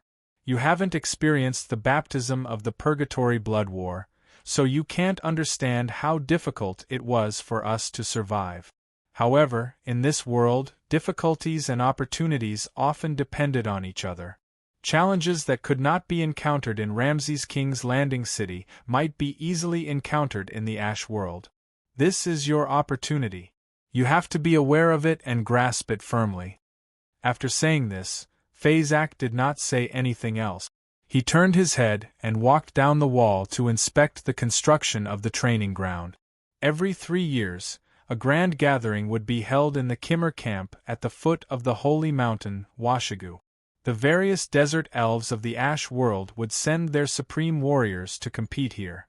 Whether they won or lost, as long as they could prove their bravery, these desert elves would have the opportunity to be taught by Brock, one of the elders of the scale of perpetual order and the strongest of the desert elves. With this relationship, the clans that were once supreme warriors could take advantage of the convenient conditions of the scale of perpetual order to obtain better living conditions. Therefore, for more than 50 years, the various desert elven clans had been scrambling for this grand ceremony. They would send the best of their clans to compete with the heroes of the other clans in the ceremony and strive to obtain a better ranking. However, as time went by, the desert elves, who originally lived in a barren land and had a wild and untamed nature in their bones, gradually changed. As their lives became more comfortable, the desert elves who had been living peacefully for a long time gradually lost their edge. In the past, there were thousands of supreme warriors who came to compete, and even some desert elves would cross half the world to participate in the ceremony in Washigu. However, in recent years, there were often only a few hundred warriors who came to participate in the ceremony of heroes. Moreover, in the last few grand ceremonies of heroes, there were even desert elf supreme warriors who were opportunistic. They would communicate with their competitors in advance, first using money and goods to make a deal. Then, they would fight a beautiful exhibition match in the arena, using this to achieve a higher ranking. After discovering this situation, Blatch was extremely furious. He had always been ruthless and ruthless. Not only did he personally kill the few desert elf supreme warriors who dared to fake the competition, but he also appointed the Fezak Orc tribe as a special envoy to supervise the hero festival on the spot. Seeing Fezak leave the city, Marsh hurriedly followed him down. The main force of the Chamber of Commerce has followed several lords to the next battlefield. The young orc's eyes moved as 2 desert elves worked together to lift a huge water tank. This huge water tank could drink more than a dozen 6-legged warhorses at the same time. He originally thought that the desert elves would mostly ride gray-scaled birds like before, but now most of the supreme warriors who had been pampered for a long time preferred to ride the 6-legged warhorses, which were more comfortable but not easy to raise. It's comfortable to ride, but it can't run fast enough. Damn it. Marsh spat. Fezak stopped in his tracks and glared at his son. Marsh immediately realized the inappropriateness of his words and remained silent. Fezak's eyes narrowed into a line. Speak too much. Everything is not confidential, and it is the only shortcut to self-destruction. Seeing that Marsh was a little discouraged, Fezak considered that he might have said too much. However, he naturally had a way to motivate his proud son. The leader of the orc battle group took out a copper ball from his leather coat and said, "Mr. Numan sent me a shocking news. The Hero Festival will not be held in Kimmer. Wait until tomorrow, when all the Desert Elven Supreme Warriors selected by the clans arrive. You will take them away from Washigu for a proper survival trial." Although Lord Brock also said that he did not care about life or death, but you also know that only those who win and survive are heroes. As he spoke, Fazak flicked his finger and the copper ball flew into Marsh's palm. The young orc's eyes were filled with joy. He hurriedly crushed the copper ball and took out the paper inside. After looking at it for a while and memorizing all the contents, he quickly chanted a spell and burned the paper into ashes. Chapter 886. The morning fog dissipated, replaced by the melancholy and exhaustion of the desert elven warriors in Zakmar's camp. They had been ordered not to leave their campsite after dinner last night. Generally speaking, as the only social activity of the desert elven clans, there would be a large-scale banquet in the evening of every festival of heroes so that the clans could communicate with each other and resolve their differences. However, last night, the envoy from the Scale of Perpetual Order had issued a curfew order. Many desert elves guessed that it might be because the Chamber of Commerce was not satisfied with the results of the recent Festival of Heroes. After eating meat porridge for breakfast and receiving orders from the orc-wolf riders, they staggered towards the special envoy's tent. Fazak stood at the entrance of the tent, silently welcoming every pair of eyes. Marsh came over after almost everyone had arrived, and he was surrounded by a few of his brothers. Most of the desert elven supreme warriors who came to Zakmar's camp to participate in the competition were elders and children of the chiefs of their respective clans. In their daily training, besides practicing the martial arts of their respective clans, they had at most hunted some fierce beast. They had not even experienced small-scale breakthroughs. Therefore, when they saw the murderous orc-wolf riders, they instinctively felt a little uncomfortable. It was as if he had become the prey that was being hunted, and could be killed by the experienced hunters at any time. None of these desert elven supreme warriors spoke, but as they passed by, the air was filled with fear and unwillingness. They stood side by side with the others, waiting to be judged. The curtain of the envoy's tent was lifted, and a general in thick armor walked out. Judging from his figure, he should be an orc, and his physique was even stronger than Fazak's. After walking out of the tent, the orc happily took a deep breath of the morning air. When the air passed through the T-shaped gap in his helmet, the cool air seemed to be raised in temperature in an instant, and the exhaust gas he exhaled out of his body was even mixed with some sparks. "My name is Hound Tamer." A leather whip appeared in the orc's hand. As he gently flipped his hand, a crack was heard, and the tip of the whip tore open a crack on the ground. "I'm a special instructor of the Chamber of Commerce. I followed Special Envoy Fazak to the Ash World to train Lord Brock's disappointing juniors. I will now announce 2 new rules. First, the format of this year's Hero Festival needs to be changed slightly. You don't have to fight in the ring. You will have other opportunities to show your martial arts skills. Second, you are allowed to raise objections, but..." The dog tamer suddenly changed the topic, and the neatly lined-up desert elf supreme warriors all felt a murderous intent sweep over them. "I only accept protests with fists. If you can't convince me, then go to hell." Whether it was the other Fazak orcs present or the desert elf supreme warriors who came to participate in the Festival of Heroes, they all stood at attention when they heard the Hound Trainer's murderous declaration. It was unknown whether it was out of fear or shock, but the entire Kimmer camp became silent. That was until Fazak came to their rescue. "Now that the instructor is done, let me tell you about the new mode of the Ceremony of Heroes." When Fazak's speech began, the door of the special envoy's tent opened without any wind, and the Hound Trainer immediately walked back.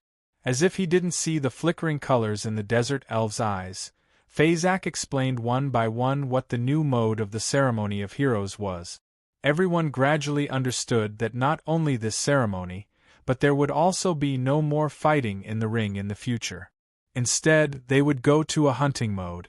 They would rush to a place and fight a monster there for 3 days. Someone would use magic to record each of their performances.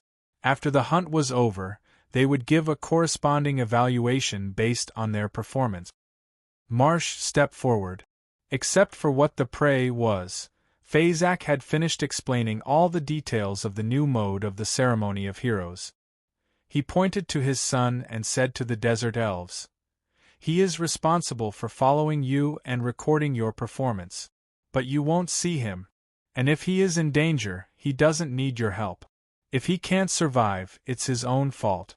It's the same for him, and it's the same for you. If you have the ability, you can go anywhere."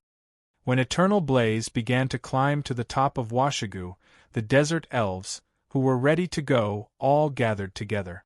After receiving a beating from the hound trainer, they were somewhat unconvinced. After all, these people were all favored by the gods of the various clans and were the top warriors in their clans.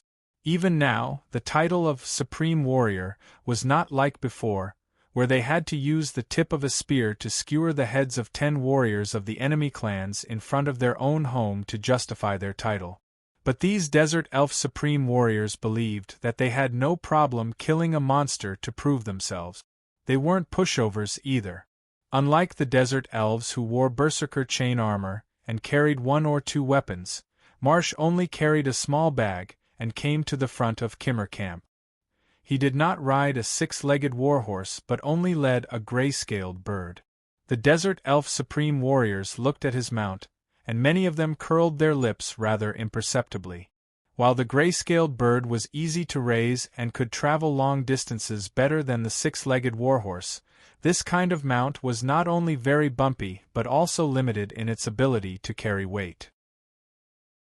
In their opinion, with Marsh's weight on the gray-scaled bird, even if it could carry it, it would be far behind the main group in running.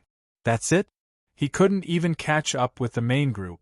The desert elves couldn't help but wonder how Marsh was going to record their hunting performance. However, Ma Xing immediately taught them a lesson. Who said that a mount had to be ridden? The young orc grinned and took out 2 plate-like objects that were twisted from the ribs of unknown creatures from the bag on his back. Then, he took out a long rein. He first fastened the former to a special hook at the bottom of his boot, and then he casually put the rein in a raised ring on the saddle on the back of the gray-scaled bird. Target: the top of Washigu. Forward! With a long howl, the trained gray-scaled bird immediately galloped. Under its pull, Marsh slid forward rapidly on the sand, as if he was riding a sleigh. The desert elf supreme warriors riding 6-legged warhorses could only urge their horses to chase after the orc so that they did not fall too far behind. Dust and sand flew all the way, and it took them 2 hourglasses to reach the top of the holy mountain. Marsh was already waiting for them here. The gray-scaled bird was now released by its master and was foraging for grass seeds and insects in the gaps of the vegetation on the top of the mountain. It was very comfortable. The desert elves riding 6-legged warhorses up the mountain did not have it so easy. Moreover, climbing the mountain exhausted the 6-legged warhorses, and many of them were panting with their tongues out. If they ran for a while more, they would probably fall to the ground. Now, looking at the desert elves who were as tired as their mounts but at least had some strength, Marsh showed a ferocious smile. "I will announce the specific location of the monster hunt. It is at the foot of the mountain opposite Washigu. There is a mine that can be used to mine talc, alabaster, clay, and limestone. You have to enter the cave to hunt those monsters. I will take my leave first. Remember, if you do not enter the mine when eternal blazing sun reaches the top of the sky today, then you do not have to enter again. You will automatically be considered eliminated and can return to your clan." With that, without waiting for the desert elves to react, Marsh got up and went down the mountain. He did not look for his mount. Instead, he jumped and flipped over the rocks along the steep slope of Washigu and quickly moved along the cliff to the foot of the mountain. Looking at the orc's superb lightness, the desert elf supreme warriors could not help but secretly click their tongues. Although their bodies were light and they were naturally agile, they immediately paled in comparison. However, under the pressure of the final time limit, this group of desert elf supreme warriors could only bite the bullet and leave their mounts behind. They sprinted from the top of the mountain to the hunting destination at the foot of the mountain. Fortunately, some of them had brought ropes. Although there were some dangers in descending the mountain at such a fast speed, there were not many casualties. Before Eternal Blaze reached the top of the sky, all the desert elves had also entered the mine. Hey, where did that orc supervisor named Marsh go? More than 300 desert elf supreme warriors walked into the mine one after another. They found that this place seemed to have been abandoned for some time. According to the geographical division, the Washiga Holy Mountain was the territory of the Dragonborn clan. The kobold miners would not give up such a mine that was still very valuable. Because the desert elves generally had a vision of more than 10 feet in the dark, they did not light torches or other illuminating objects even in the dark mine. Moreover, when this mine was in operation, it seemed that there were not only kobold miners but also human workers. Therefore, the height of the cave was enough for the desert elves to walk upright. To their surprise, as they went further underground, the width and height of the mine gradually increased. Something's not right, many desert elves muttered to themselves. Even though kobolds originally had the habit of living in the depths of the mine, those who lived on this land were all kobolds of the Dragonborn clan. Under the care of the great Megalosaurus Keys, the living conditions of these kobolds of the Dragonborn clan were far better than their peers. They had their own more comfortable towns above ground, and there was no need for them to expand their living space underground. In fact, before this group of desert elves had doubts, Marsh, who had arrived here first, had already begun to have doubts. As the heir of the Phazak family, in addition to being a powerful orc warrior, due to the unique resources of the Scale of Perpetual Order, he also practiced the path of druids. And because of this, he, who could cast some unique spells, was the best candidate to supervise and record the hunting performance of those desert elf supreme warriors. However, this was still a test for him. Before entering the mine, he actually did not know what kind of monsters he was going to hunt. Either through his own analysis or through exploration, he would find the answer behind this question. Chapter 887. At some point, Marsh had taken out the bone plate that was previously used as a sand sled. But this time, he did not insert the bone plate into the buckle on the bottom of his boot. Instead, he inserted it into his back. Strangely enough, even though there were 2 foreign objects inserted into his back, not a single drop of blood flowed out. As soon as the bone plate came into contact with the skin on his back, it was instantly wrapped tightly. Layers of scales began to spread on Marsh's body. Even the clothes he was wearing and the berserker's armor were integrated into it. His mouth began to split open, and jagged fangs protruded from his upper and lower jaws. Sharp and thick claws grew out of his hands and feet. Using the druid's transformation, he turned from an orc into a shark lizard beast. Marsh, who was in a transformed state, could not speak, but he did not need to speak now. This shark lizard beast, who had dark brown skin like an orc, shook his head. His 2 claws quickly dug into the ground. In front of his thick and powerful claws, the rocks in the mine were no different from tofu. He quickly dug forward in the ground. At the same time, he used the shark lizard beast's unique senses. He could feel the vibrations around him through his scales, and at the same time convert them into pictures in his mind.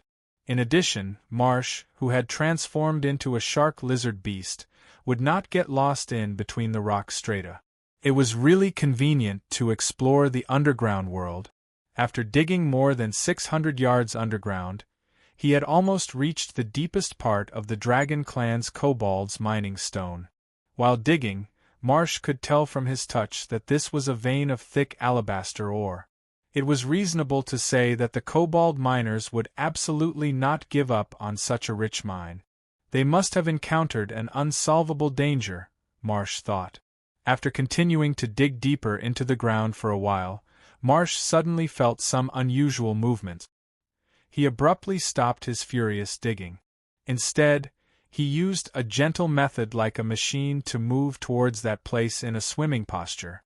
According to the shark lizard beast's senses, it should be a small stone room, and there were creatures moving inside. When he was less than half a yard away from the stone room, Marsh stopped digging. The muscles all over his body trembled. Like a spring that had been stretched taut and then released, he suddenly dashed out. With a bang, he smashed through a large piece of limestone wall and rushed into the stone room.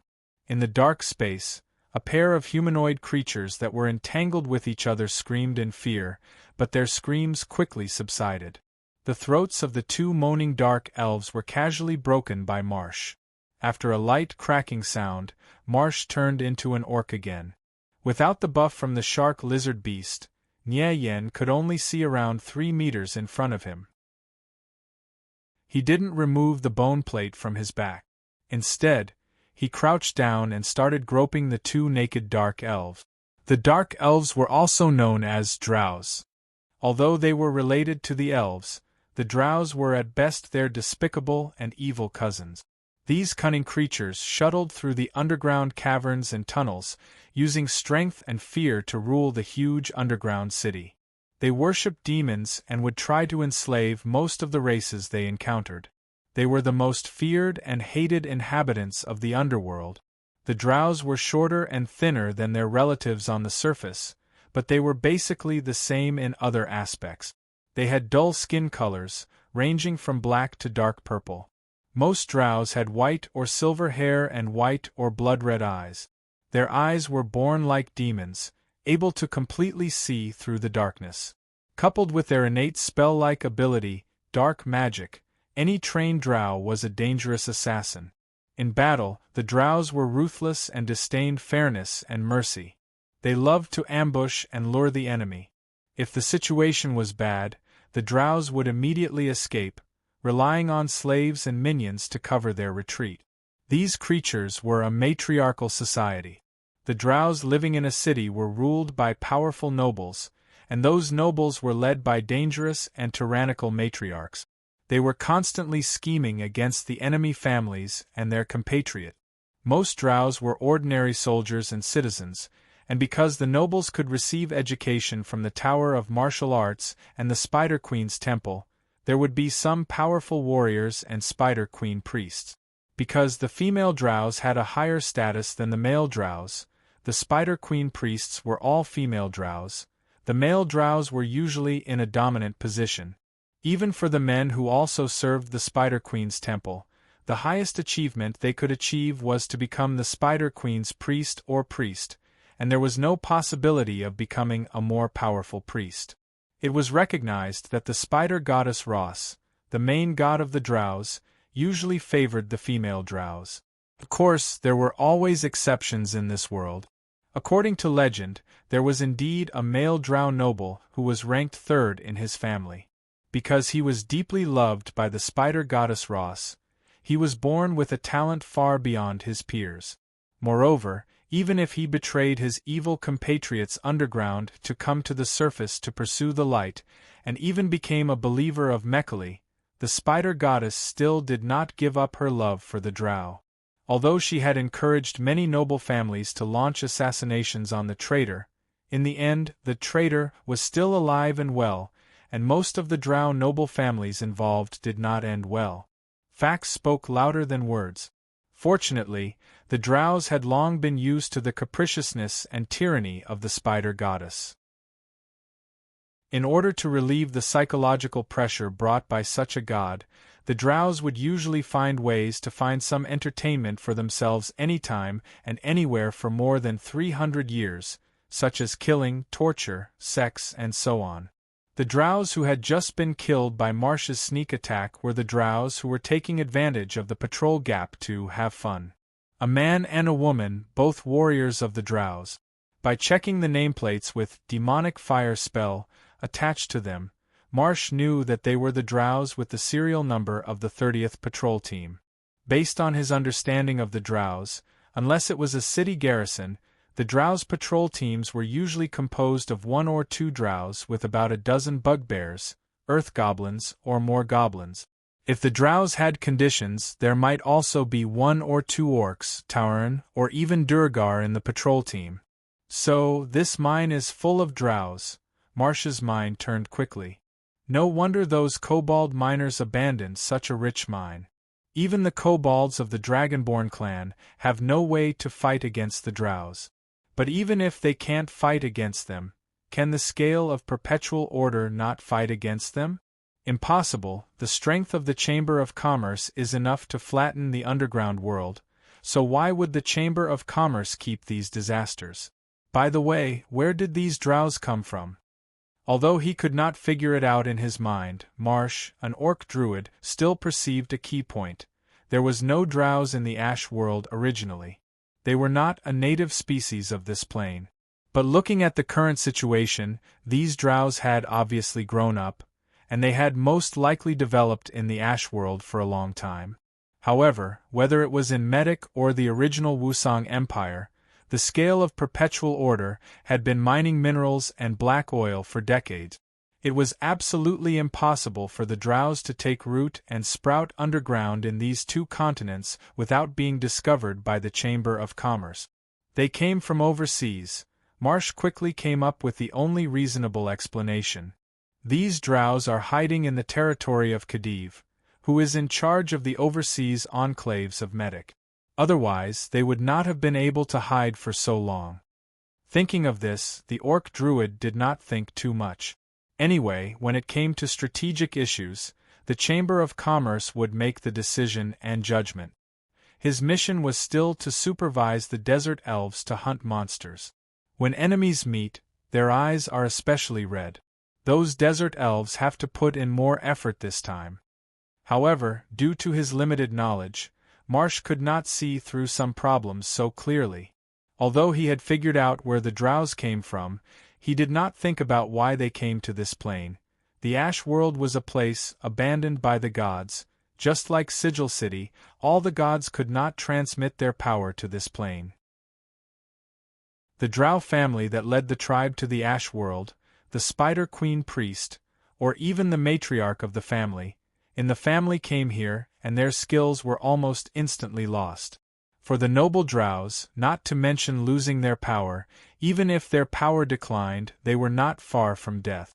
Why did they come? What Marsh did not know was that the reason the scale of perpetual order did not exterminate the underground scourge with great fanfare was precisely because of this doubt. Including Keys, who was far away in the distant galaxy looking for opportunities, they were patiently waiting for the drows to take the next step. The more they moved, the more they understood. Therefore, this mine that had been abandoned by the kobolds of the Dragonborn clan was abandoned in the first place.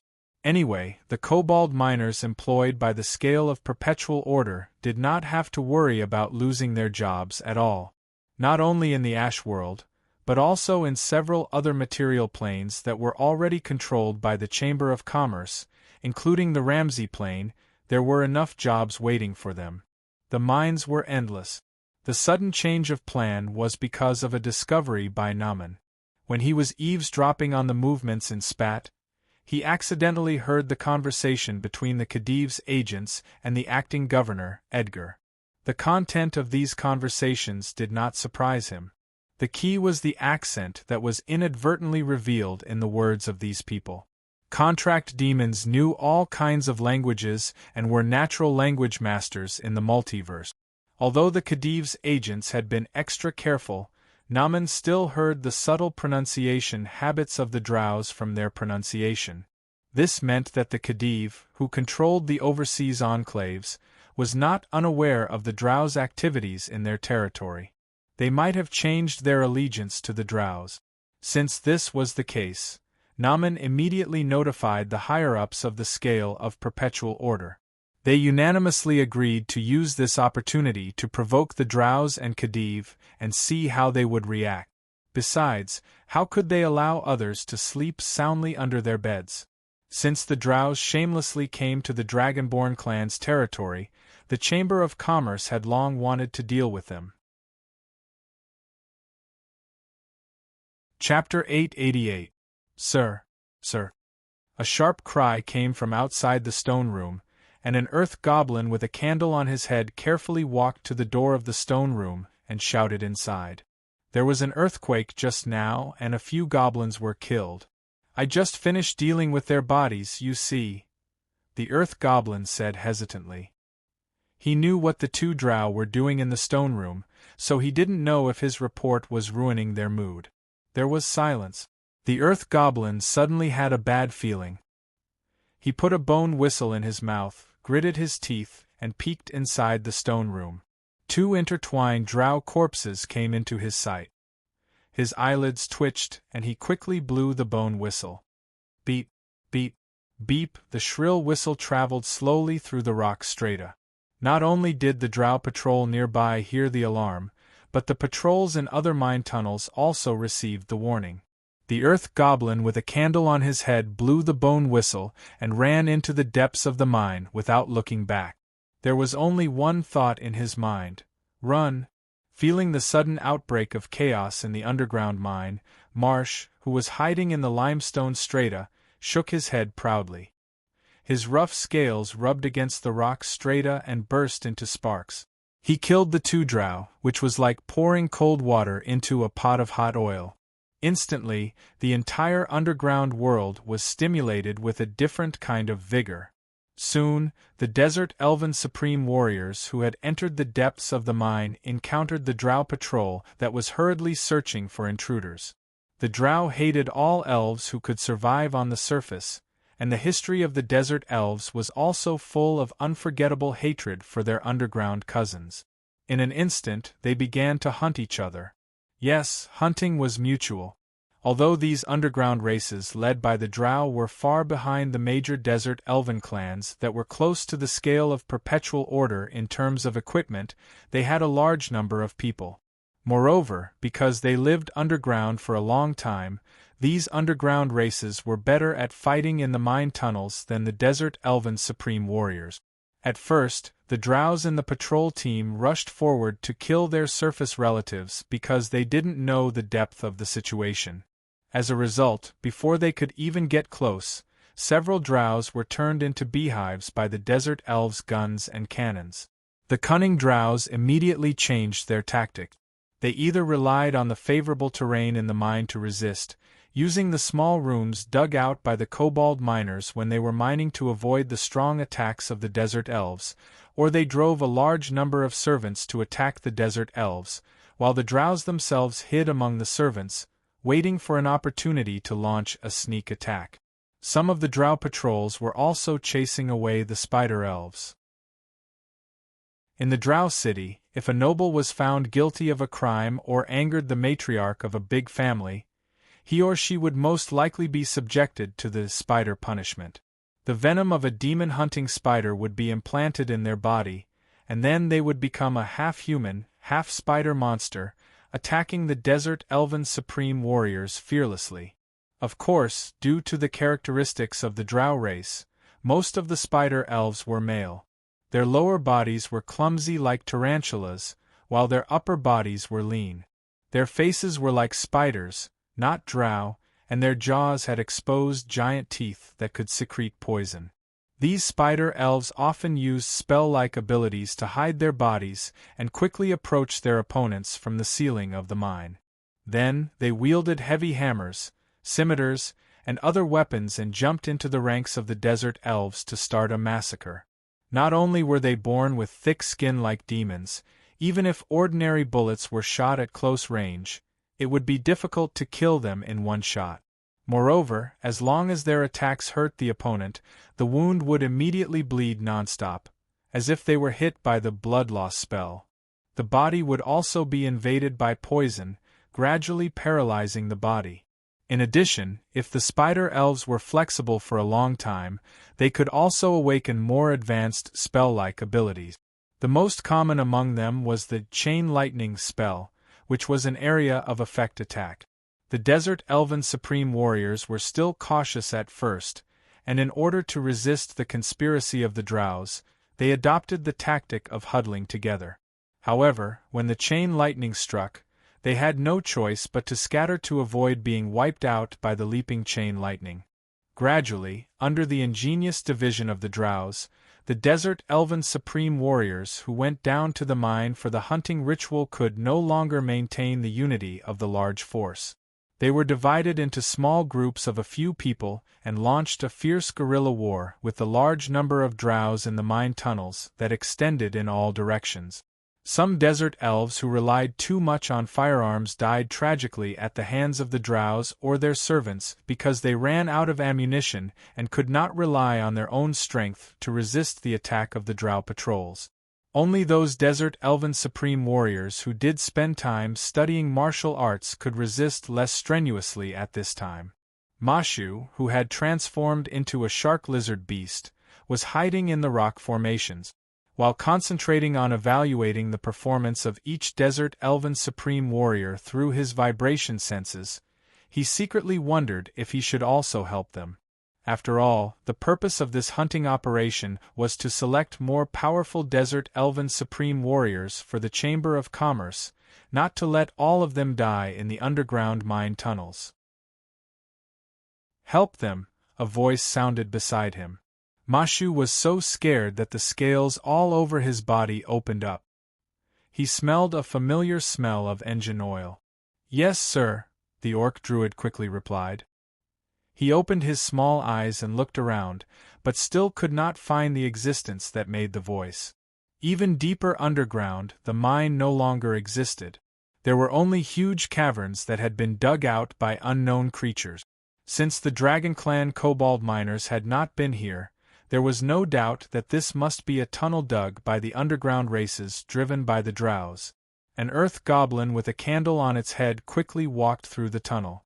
This gray-skinned creature stood as tall as an ordinary human when it stood up. Its pointed ears were bent backward, and it looked around vigilantly with a pair of bright red eyes. With the candle on its head and the surrounding fluorescent purple mushrooms providing light, it did not have to worry about getting lost in these intricate tunnels. However, it still had to be careful. After all, in the underground world, danger came from all sides. As it walked, the earth goblin with the candle on its head suddenly stopped, and its legs that were slightly short compared to its body were in a horse stance. It raised the shield tied to its left arm and blocked a fatal sneak attack from the top of its head. Clang! The left side of the earth goblin's arm was a little numb, but it still raised its right hand that was holding the curved sword and swung it upward. It was as if the serrated blade had cut through rubber. It only brought severe pain to the ambusher, but it did not cut off the arm that popped out. However, it was enough. With the wisdom of the troglodyte, it should have been able to judge that it was difficult to deal with and not suitable as food. Ho-ho, the earth goblin laughed.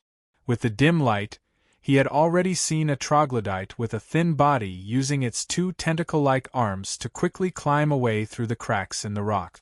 The danger was temporarily averted. He walked forward for another 200 to 300 yards and found a stone cave that was sealed with wooden boards. He opened the door and brought out a sturdy underground workhorse. The so-called underground workhorses were actually beasts that the Snibri, underground gnomes, had domesticated to carry oars. They were similar to horses, but their bodies were sturdier and more powerful. The horny folds on their hooves gave them a strong grip on the ground. An adult underground workhorse could even gallop on the rock walls that were almost perpendicular to the ground.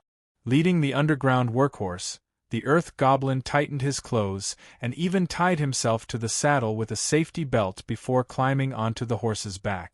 Due to the nature of the goblins, he was actually a little afraid of horses.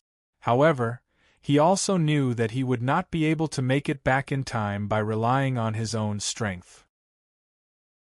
Thus, he had no choice but to bite the bullet and ride the horse to report.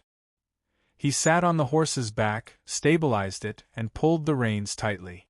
With a light shake, the underground workhorse galloped into the distance along the tunnel. However, what he didn't know was that a figure was always following behind him. After 2 hourglasses or so, when the candle-headed earth goblin rode the underground workhorse into an underground fungus forest, that figure came out from the darkness. This figure was more than 7 feet tall, and from time to time, there would be a click-click sound similar to the sound of a machine biting. However, the various underground creatures lurking in the fungus forest, whether it was the drows or the other earth goblins with candle-headed heads, seemed to have not heard it. Even if he walked past them, these underground creatures all turned a deaf ear. This figure walked along the forest path, step by step into the depths of the fungus forest, as if he was in his own back garden. As he hurried along, sometimes he would stop to check the growth of the purple fungus and other slime molds around him. He even reached out to break off some and put it in his mouth to chew, as if he was tasting it. Gradually, he walked into the depths of the fungus forest. There was not a single purple fungus growing here, as if someone had forcibly dug out a part of the fungus forest. In the spacious open space, there was a layer of planks made of fluorite, which emitted a green light in the darkness. Many drows gathered here, as if they were discussing something. Strangely, there were 2 candle-headed earth goblins among them. One of them was riding a horse to report, while the other one was wearing a gorgeous dress. He was taller than the former, and the candle head on his head was thicker and longer. Interesting, seeing this strange scene, Snader couldn't help but exclaim in surprise. The drows looked down on all other underground races, especially when they were discussing important matters. They would never allow the existence of lowly races, like the earth goblins. Who is it? The candle-headed earth goblin seemed to have sensed something and suddenly stared at Snade. Chapter 889. Dead Spider, Fire Sky Stone, Black Opal, Black Sapphire, Silver Crown, Hematite, Horn Coral, Obsidian, Black Onyx, Black Pearls, Bright Black Tourmaline, and Niobium ore. A tall mushroom man slowly walked out of the mushroom forest. It stared at the gathering in the square and asked, "Are you the followers of that black mask?" This mushroom man was created by Snade. The steampunk half-lich swallowed the mushrooms and slime molds that he had casually plucked into his alchemy belly. He fused these things together and gave it new life and wisdom. He used magic to create a mushroom man-king so that he could take the blame for being exposed. What it had just recited was the materials that Snade had analyzed to make the fluorescent floor in the square. These were some of the altar materials that Black Mask Velen, the male god of drows and thieves, liked to use. Discovering the intruder, the drows gathered here were all shocked. They all took out their weapons, unsheathed their scimitars, and loaded their crossbows. It looked like they wanted to kill this uninvited guest on the spot. However, the earth goblin with the candle on his head stopped them from doing so. "Don't be noisy," he shouted with a hoarse voice. Following his words, the flame of the candle above his head suddenly shot up 3 feet high. The sudden appearance of the light made many drows unhappy. Some of the drows near him pulled on their spider silk robes to block the light from the flame. Mushroom Man King? Looking at the mushroom person king that looked like a purple mushroom with 4 limbs, the candlehead great earth spirit's scarlet eyes flashed with a strange cold light. "We have always minded our own business with your race. Why do you want to cause trouble?" "Me? Cause trouble?" The half-lich hidden in the Mushroom Man King controlled the Mushroom Man King that he had created. Its wrinkled body spewed out large amounts of yellow-green spore smoke, as if it was angry to a certain extent. "Look at what you have done." The mushroom forest that was stained by the smoke emitted a strange green fluorescence. "My race thrives here and stands aloof from worldly affairs. But after you arrived, you wantonly cultivated different kinds of slime fungi in the fungus forest, extracting the toxins from them to make hallucinogens. It caused the entire fungus forest to be unable to produce a single fungus human. What do you think I'm here for? I'm here to seek justice for my clan." Snade, who was born in Morseblight City, had noticed the abnormality of the mushroom forest when he was refining the mushroom person king. How could a knowledgeable Demolich like him not recognize the slime mold that could be used to refine hallucinogens? Using the mushroom person king's tone, he could trick the other party and see if he could provoke the other party to give himself away. He had a hunch that the underground creatures gathered here were not just related to the Black Mask. Even though Wine's mind was full of deviant thoughts, he was a god after all, and the Ash world, a place that had been abandoned by the gods, was not very attractive to him. Looks like there's no room for discussion. Even though we're preparing for something big right now and don't want to make enemies on all sides, since they've already discovered us, we can't hide anymore. Let's go.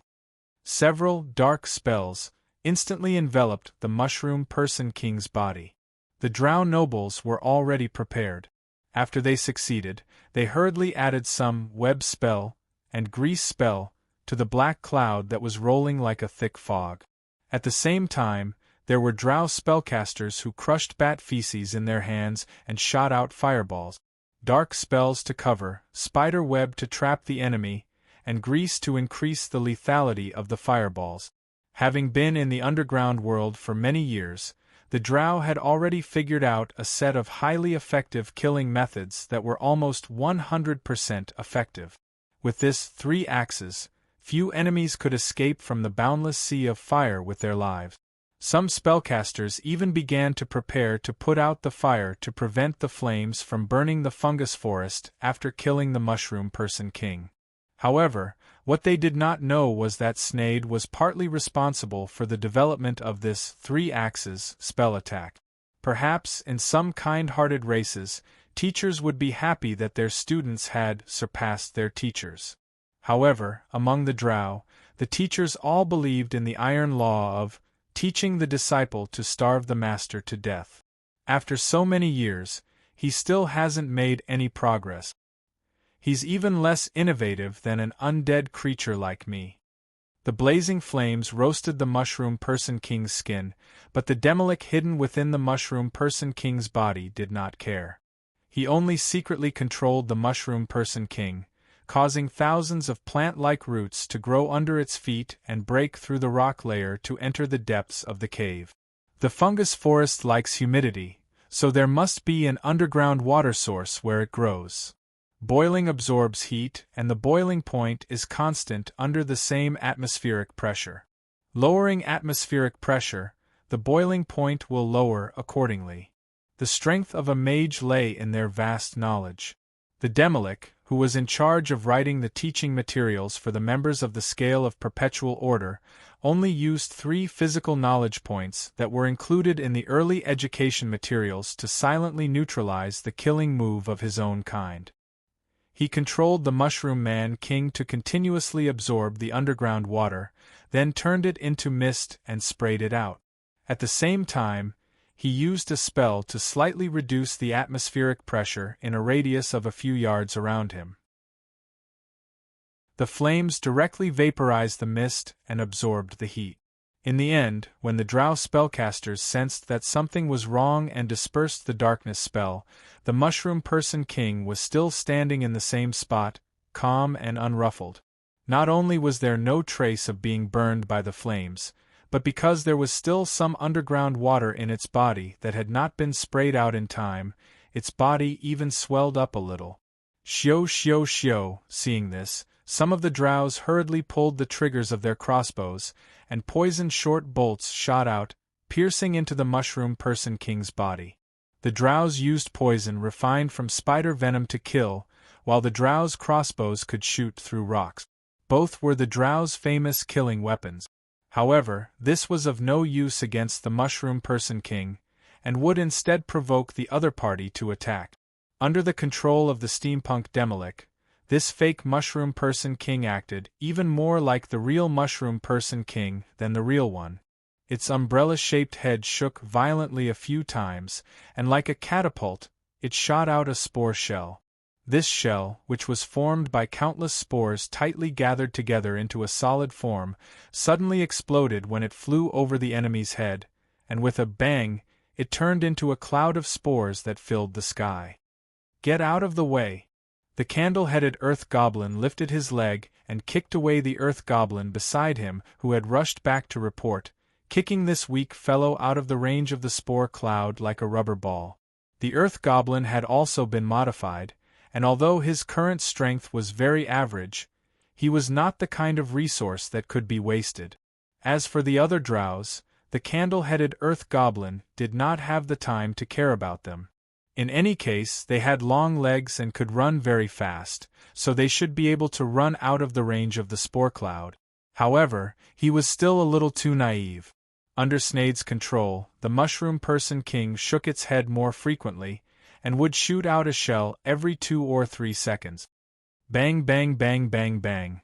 The spore shells exploded one after another, and apart from the echoes, the spores that filled the sky instantly filled the entire underground cavern, leaving no empty space at all.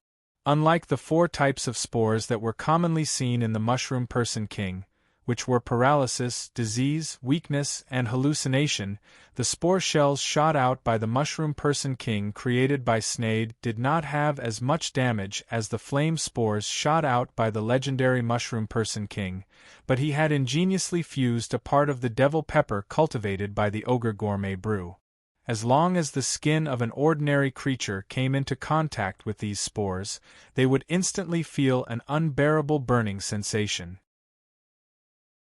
Although some of the drows were prepared and drank some antidotes against the Mushroom Person spores, these brand-new devil pepper spores were not within the range of conventional antidote. In an instant, the entire underground cavern was filled with howls of anguish. The eyes of the drows, which were already red, were now so red that blood could drip from them. Their originally dull or purple skin had now become as red as cooked prawns. Only a few spellcasters saw that things were not going well and hurriedly constructed a spell shield for themselves to escape. Ha ha ha! In the end, it was a legendary undead creature of the evil alignment. Although its personality was usually not very good on the scale of perpetual order, Snadden felt happy and laughed out loud when he saw the miserable state of his enemies struggling. He controlled the Mushroom Person King and walked towards the drows, who were lying on the ground and unable to resist. Every time the Mushroom Person King approached a drow, thousands of slender tentacles would extend from its body like a jellyfish, wrapping the prey into a large white cocoon and dragging it back into its body as food and nourishment. This scene made all the drows shudder with fear. "Your Excellency, are you still not going to act?" A drow spellcaster in luxurious clothes controlled a spell shield while staring with wide eyes at the candle-headed earth goblin who was standing still. The earth goblin glanced at the drow who spoke and finally nodded. "Leave it to me. You take the others and leave first." He did not inhale the devil pepper spores. When the spores neared him, they would be attracted to the flame of the candle above his head like moths to a lamp and would be burned to ashes. After agreeing to the drow spellcaster's request, the candle above his head suddenly burned, and for a moment, the devil pepper spores that filled the entire cavern gathered above his head. As the flame burned, the thick candle above his head also melted, and the wax droplets would seep into his skin and facial features. Finally, the earth goblin began to melt as well, gradually turning into a wriggling mass of wax. The candle above his head had now turned into a single eye on his body, and there was still a flame burning inside. With the help of the Mushroom Person King's eyes, the Mushroom Person could sense the environment through spores. Snadden saw this slightly strange scene. So it's an earth goblin that has been transformed by a wax demon. He's a Maid of Wrath. However, the steampunk half-lich immediately rejected his own idea as he saw an emblem on the wax demon. A spider emblem that has turned into 2 halves. This guy is a blasphemous priest of Wrath, and he has successfully stolen the divine power of the Spider Queen. Snadden immediately figured out most of the key points. No wonder these guys would hide in the Ashen World. It seems that Velen's sacrificial altar is also a cover. Most of the spellcasters among these guys are probably blasphemous priests. Chapter 890. The so-called blasphemous sacrifice referred to those spellcasters who stole divine power from the gods by means of self-deception. Although they were not devout believers, they were definitely powerful spellcasters who could perform superb divine spells. The wax demon in front of Snade was such a blasphemous sacrifice.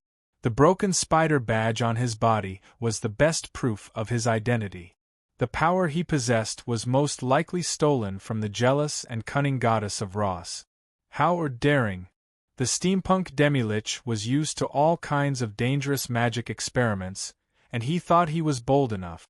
However, compared to the blasphemous sacrifice of the Spider Queen, he had to admit defeat. Moreover, he guessed that this blasphemous sacrifice of the wax demon was most likely young. This was because the wax demon was originally a demon created by the twisted succubi of the goddess of Ross. They were also called Maids of Ross. However, over 100 years ago, the Spider Queen had conspired with the succubus queen, Beauty Canyot, to trick the other party's gigolo, the powerful demon prince, Demogorgon. As a result, she had reached a tacit agreement with the latter and no longer recklessly used succubi to create wax demons. However, after occupying the third floor of the abyss, Ross began to use other races to create wax demons in order to make up for the shortage of maids she needed. The Earth Goblin with the candle on its head was probably this batch of Maids of Ross that had been created. Before this, the wax demons transformed from succubi had never betrayed Ross. The male Earth Goblin was probably castrated when he was transformed into a wax demon, and his temperament changed drastically. Subsequently, he became a blasphemous sacrifice. In fact, Snade's guess was basically close to the truth. However, he did not know that the Earth Goblin with the candle on its head was not completely transformed into a wax demon. It was actually just a half-finished product, which was why there was a candle on its head. It was precisely because the goddess of Ross disliked them that she dealt with them as defective products and banished them to some small drow noble families that she did not like. Out of sight, out of mind. She treated them as recycling waste. In the past, among the genuine wax demons transformed from succubi, only the matriarchs of the large drow families, who were favored by the goddess of Ross, would have the honor of having such a noble advisor. Therefore, even though the exiled melted wax demons were defective products, they were still able to do as they pleased in the smaller clans. And the Earth Goblin who had become a blasphemous priest took advantage of this convenience to gradually draw in a large number of clerics who had similar thoughts and were resentful of the drow gods, and corrupted them into even more depraved blasphemous priests. Among them, except for the defective, melted wax demon, most of the others were followers of Velen, the god of drow and thieves, who were very dissatisfied with the fact that women were superior to men in the drow society. So they joined forces. However, as blasphemous priests, they were naturally aware of the supreme power of the gods. Therefore, after unremitting efforts, they finally found the Ash World, a plane that had been rejected by the gods. Of the blasphemous sacrifice of the world of the gods of Ross was. Originally, they thought that their spellcasting power would be weakened. But what surprised him was that the blasphemous priests, who stole the power of the gods to cast spells, were much less affected by the Ash World than the devout followers of the gods.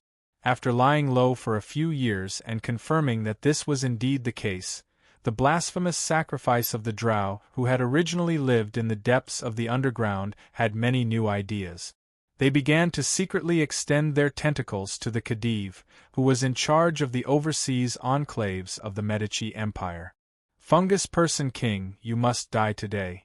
Not because you are too strong, but because you know too much. Looking at the ferocious wax demon, Snade could not help but sigh. Maybe you know too little.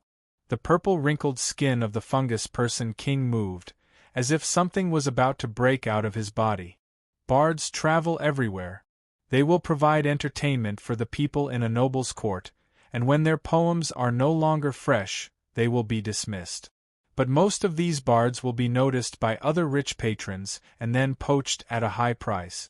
The bards will travel from one place to another, and those who appreciate them will translate their works into their own language. Edgar was fascinated. He liked Shanka, his wife who had the blood of a Wusan noble. She knew so much, Yet she could share this knowledge without showing her superiority.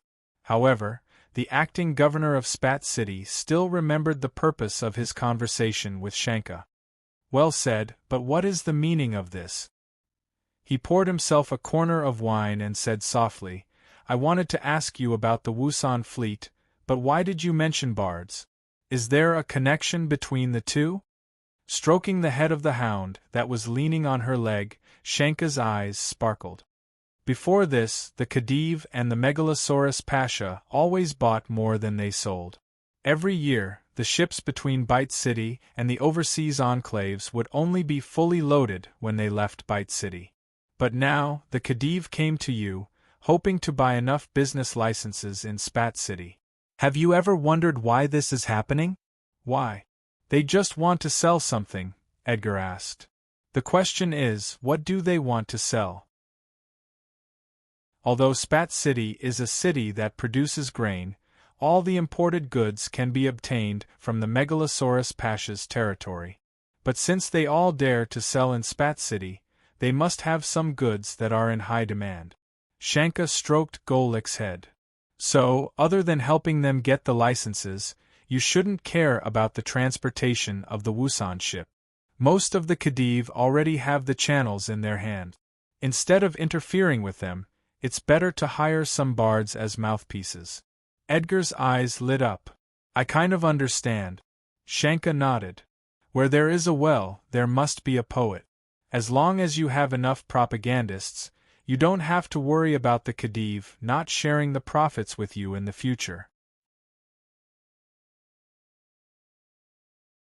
Chapter 891.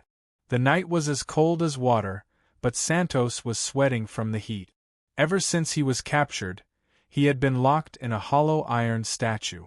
Because of the magic runes carved to imprison him, he did not need to eat, drink, or defecate as long as someone replaced the charged obsidian magic orbs in time.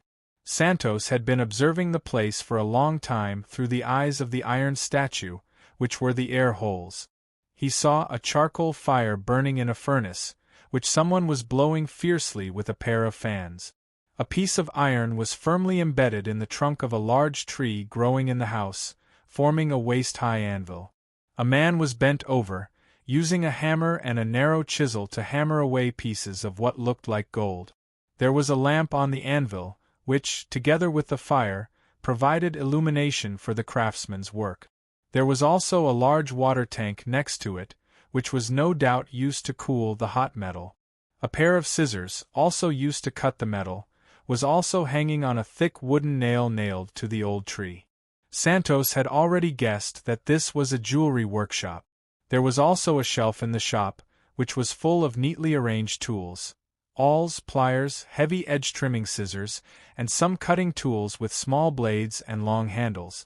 The owner of the shop was a well-built merchant in his 30s, with a round double chin. He seemed to be of Japanese ancestry. However, the man did not appear in the workshop often. He should be busy in the front shop, where there were usually only 2 workers. It wasn't that Santos hadn't thought of saving himself. He had tried many methods, but none of them worked. Not only could this iron prison statue suppress his warlock's ability to cast spells, but because of the narrow space inside, he couldn't use his strength. Therefore, there was no way for him to use brute force to break free. Originally, he had hoped to shout at the 2 workers through the air hole, or threaten or promise to force them to help him open the iron statue. However, after trying a few times, he realized that the ventilation hole really only had the function of letting in air. Even if he shouted himself hoarse, the 2 workers working in the workshop could not hear him. From the conversation between the 2 men, Santos learned that the owner of the jewelry store had told them that the iron prisoner statue was a kind of ritual object from Japan that had been worshipped by his ancestors for generations. Although it was not worth much to make of pig iron, it was said that it could bless the craftsmen with some luck when they worked. Therefore, when the 2 workers came to work, they would take the initiative to help the owner change the obsidian magic beads on the iron statue. Moreover, the work in the jewelry shop seemed to be busy these 2 days. The 2 workers worked overtime all day, and did not even leave the workshop to eat or sleep. When is this going to end? Santos thought helplessly. Let me out to fight with that horrible demon. Even if I can't defeat him, it's much better than being trapped in an iron coffin and waiting to die. I don't know if the masters in the Chamber of Commerce are done with their work. Hurry and save me. What he did not know was that while he was crying in his heart, two distinguished guests came to the jewelry shop in front of the workshop. I wish you happiness and good health, Lady Shanka. The jewelry merchant, whom Santos had met a few times before, was waiting at the door of the shop with the signboard of Treasure House. He first greeted Shanka, his own master, and then Edgar, the acting governor of Spat City. I wish you a long and prosperous life, Lady Edgar. He greeted the owner of the jewelry shop in both Japanese and Medici ways. It was obvious that the jewelry shop owner was very good at communicating with people. After the greeting, he immediately helped the guest open the shop's storm door and let him into the treasure pavilion that had been cleaned long ago. The shop was full of all kinds of jewelry. Although most of them were just for show, the real valuable jewelry would not be displayed in public. They still made the shop look luxurious. Business is good. Edgar looked at the money box hanging from the roof beam and exclaimed in admiration. The safe box containing silver cate and a small amount of gold drogogongs was about to land on the counter, which meant that the iron ingot on the other side of the lever was about to leave the ground. Shops in Spat City usually had such a cashier device. Whenever the money box landed on the counter, the shop owner would quickly deposit it into the bank opened by the scale of perpetual order in exchange for a magic contract that allowed him to withdraw the money at any time. This way, he would not have to store a large amount of money in the shop or home, which would attract the attention of thieves. Thanks to you two, it's really good, the shop owner said. Seeing that Edgar just smiled and did not say anything, Shanka waved her hand and said, Take the money box down and exchange the silver cate in it for gold drogogongs. After today's delivery, we still have to make a batch of gold pendants. I'm afraid that the gold shavings you've accumulated from making jewelry can't make up for the shortage of raw materials in a short time. The other products in the territory of the Megalosaurus Pasha aside, the gold reserves alone are really rare in the world. Let's melt the gold drogogongs and use them directly. Hearing this, the jewelry shop owner cupped his hands and immediately did as he was told. It was now evening, and there were no other customers in the shop. Shanka and Edgar sat in the shop and waited. They would go out of the city with the shop owner to the ferry port in Narohi to deliver the goods. It was precisely because there were too many gold products being traded that the boss informed Shanka in advance and asked Edgar to bring some guards with him in case of any accidents. The one who wants this batch of gold is, Edgar said, dipping his finger in the apple wine in the corner cup in front of him and writing the word Khedive on the table. Yes, not only my house, but almost half of the jewelry shops in Spat are rushing to make gold product. Shanka nodded and did not intend to hide it. I don't know why those lords want a large batch of gold recently, and they need to refine it. It's too eye-catching to exchange silver cate for gold drogogongs directly from the bank in the city, so they order from various jewelry shops. They buy it with silver cate. Don't they want to dump their goods in Spat?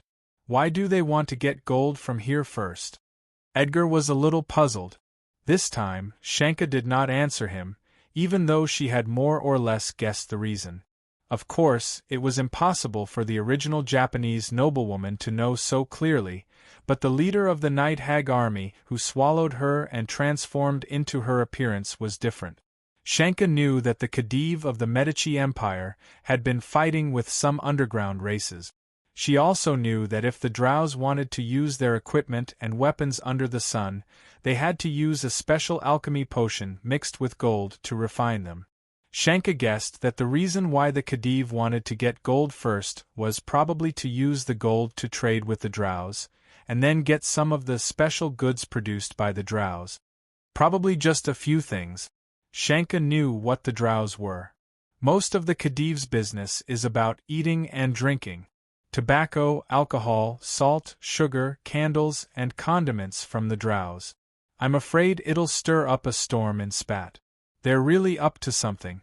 Although she thought about it, Shanka had no intention of telling Edgar about it. Even if her nominal husband intervened in this matter, he would probably, definitely not end well. She would not tell him about it. After all, she was a hag, and a hag would not have any good intentions. On the contrary, if she facilitated this matter, there would be problems in the territory of the Megalosaurus Pasha, and the scale of perpetual order would be busy solving the problem. Then she could safely return to the Grey Wasteland and build her Tower of Pain manifestation. I don't know if the thing I got from the Sill people is still binding on me. This is the scale of the Time Dragon. I really don't want to leave it in the Ash World to eat dust.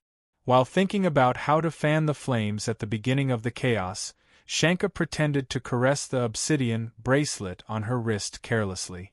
After waiting for about half an hourglass, the jewelry store owner counted the gold drogs and silver cars in the safe. He took 3/10 of the silver cars as his monthly profit, neatly packed them in a thick sand rhinoceros skin bag, and handed it to his owner, Shanka. Shanka gave it to Edgar and asked him to keep it well.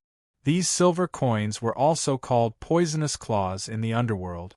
When demons touched them, they would feel itchy and painful. Although this hag definitely did not want to share the benefits with others, it was okay to give it to a mortal for temporary safekeeping. I'll take it with me when I leave, Shanka thought. Let's go. We'll go directly out of the city through the canal. Edgar carried the sand rhinoceros skin bag on his back and then said to the jewelry store owner and Shanka, "We have to leave early. Although it's not too eye-catching to go by boat, the journey is a little longer. The merchant ships of Khedive may be arriving soon." Hearing this, the jewelry store owner hurriedly ran to the workshop behind the store. Not long after, he came out pushing a small cart. The large box looked very heavy, and the wheels of the small cart squeaked under the weight. In the end, with the help of a few of Edgar's guards, the box was finally lifted to the hook outside the door of the carriage. The guards fed the underage sand rhinoceros some fried chickpeas, which was a little unhappy because of the weight. Only then did it reluctantly walk with heavy steps, carrying Edgar and Shanka, the jewelry store owner, and a team of guards who walked with them, step by step along the road to the small dock in the city's canal. At this time, there was already a transport ship docked there. The ship was about 30 steps long and 7 or 8 steps wide. There was a jib on the mast, and there were a few oars outside the cabin. When the jewelry store owner, Edgar, and Shanka walked into the cabin with the box of gold, a few of the acting consul's guards temporarily became the oarsmen. The water was sparkling, the jib was fully raised, and the oarsmen were rowing with all their might. The owner of the ship controlled the rudder to let the ship meander through the winding canal that flowed through the entire city of Spat. When they arrived at the water gate, a guard stepped forward and showed his master's seal. The guards at the water gate turned the winch and pulled up the iron gate, letting the acting consul who wanted to tour the Nero River at night out of the city. Tour the Nero River at night? Hearing the guard's report, Numan, who had been standing on the city's watchtower, couldn't help but snort coldly. He was still disguised as Santos, so when he saw the displeasure on the face of the former consul and the most powerful patriarch in Spat, the guards kept quiet out of fear. Well, it's quite interesting to swim across the river. Numan thought of something and held a copper ball that he had just taken out from the mouth of the transmission lizard. It was the receipt sent by the special envoy of the Chamber of Commerce, the Orc Wolf Rider who was in charge of supervising this year's Festival of Heroes in Zimmer Camp. The words, "completed," on it didn't make Numan think too much, but when he saw the other name besides Fezax, the contract demon in the form of a leviathan immediately felt relieved. Then, he remembered that a battle maniac of the Chamber of Commerce was refining the remaining divinity of Vaprak's avatar outside the city. Counting the days, he should be done with his work. The pressure in Numan's heart lessened a bit. The difference engine has already given me the premise of the strategy. As long as the ship leaves Spat City, I can do whatever I want. I can definitely make a fortune for the Chamber of Commerce. It's just a matter of how much I earn or not. Anyway, this task given by Lord Keys is safe. With this in mind, Numan no longer hesitated. He glanced at the steward of the Santos family who was standing beside him. He suspected that the steward was sent by the Pharaoh Ma Ko of Bite City. He smiled and said, "I remember that your family is in Bite, right?" Ignoring the surprised look on Numan's face, the contract demon in human skin continued, "You haven't sent a letter home for a long time. Why don't you contact your family? Just tell them that the wind is blowing. Be careful of the house catching fire." After that, Numan stepped over the parapet of the city wall and jumped dozens of steps away into the cold main road of the Nero River outside the city. Including the steward who was awakened and the sergeant major of the Watergate Guards, several people who were standing on the city wall and did not dare to breathe loudly out of fear that Lord Santos would vent his anger on them could not help but gasp. The bright moonlight shone on the surface of the Nero River. Among the sparkling waves, a white line of water was vaguely seen flying toward the large commercial port outside the city like an unsheathed sword. On the dock, there were a few large ships docked there. The hulls of the ships were not of the more advanced structure commonly seen in this area. Instead, they were overlapping structures that looked like stacked scales. They should be large ships that traveled between Bite and Medici all year round. Chapter 892. Other than during the rainy season when the river level was high, the Nero River was polite and courteous most of the time. It would quietly carry the ships in its body and send them to their respective destinations. About 2 miles to the west of Spat was a commercial wharf. Most of the construction materials for the wharf were the wreckage of warships and other items left behind by the Japanese Expeditionary Force more than 50 years ago. Not a single bit was wasted. Of course, after the passage of time, the original construction materials had been smeared with tar to prevent pests, and new berths were added. Gradually, their original appearance was no longer recognizable. A few years ago, in order to house the tax collectors on the merchant ships, the former Governor Santos had specially opened a brick kiln to collect ash from the Nero River to bake brick. A few dozen bungalows were built there to serve as the tax collector's office. This way, the tax collectors would not have to travel between Spat and their workplace every day. They could live in the wharf for a long time. Later, with the tax collector's office as the center, the merchants spontaneously built some warehouses to store their goods. The city of Spat had specially assigned a group of guards to maintain the law and order of the area. In addition, in order to centralize the transportation of goods, the mooring tower of the Leviathan airship was also moved to the wharf. As a result, the wharf gradually became a cargo distribution town attached to Spat.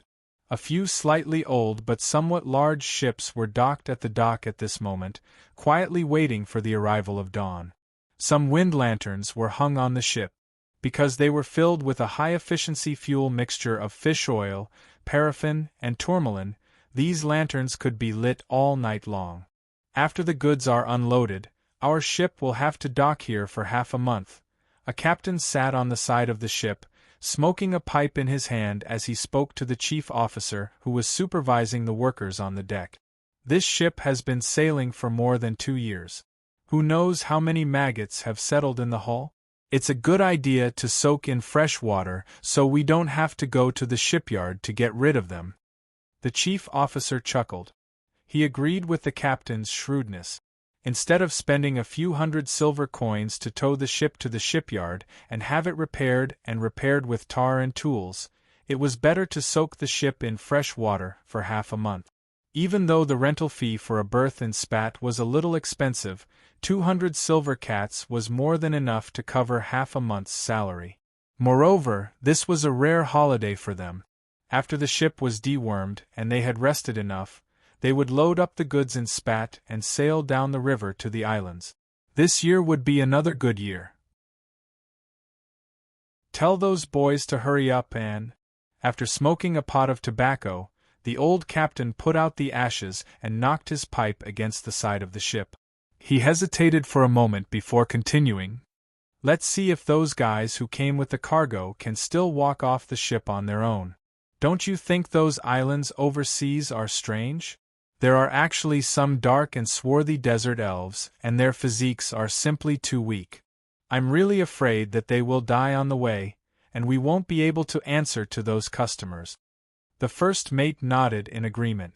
Then, he instructed a few of the sailors to help him supervise the unloading of the goods. Then, he walked to the stairs on the deck.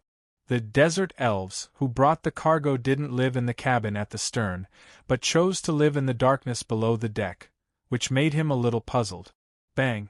Bang! Bang! Walking to a cabin below the deck, the chief officer knocked on the wooden door. How are you guys now? The captain asked me to call you out for some fresh air. We've been eating and drinking in the same cabin all this time. I'm going to get sick from holding it in. He shouted for a long time, but no one responded to him.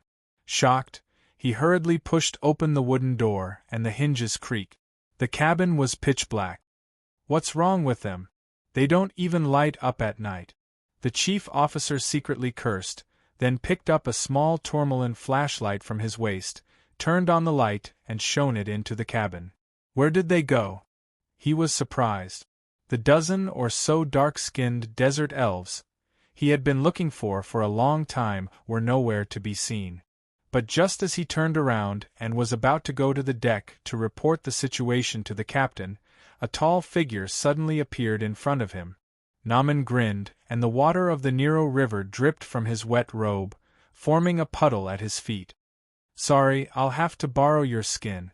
As he spoke, the demon reached out his finger and pointed at the chief officer's forehead. Go to sleep.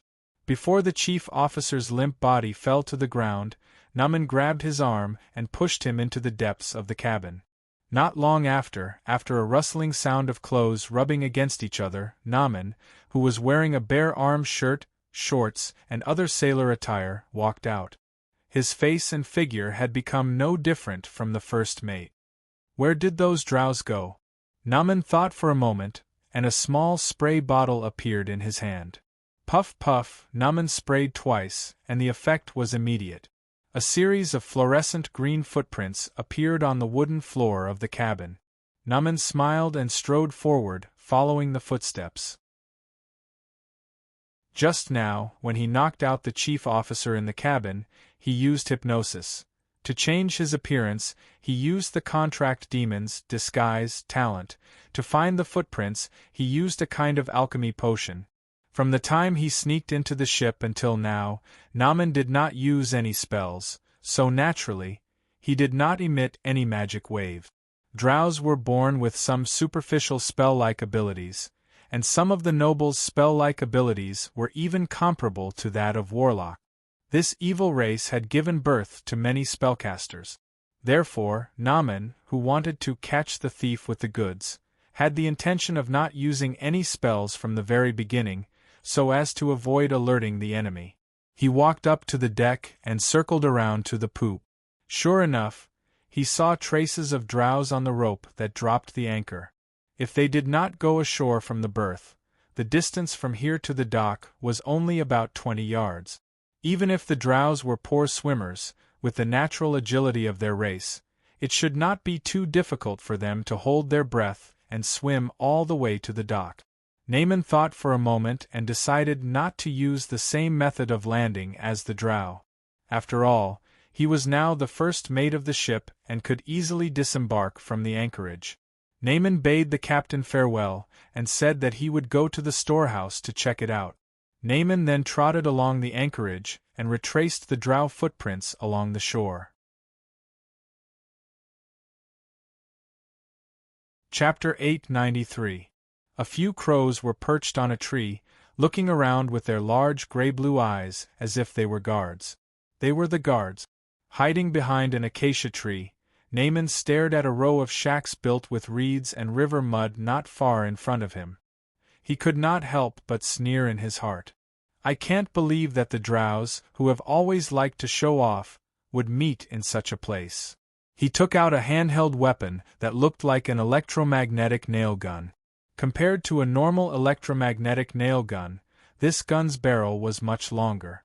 Soon, all the lights in the shack were extinguished, and a few people dressed in armor and guards rushed out. They were carefully searching the area with swords and sabers. However, at some point in time, Naaman had already entered the crown of the acacia tree. The guards that came out were not drows. Naaman had already noticed that drows would not light up lamps in the dark.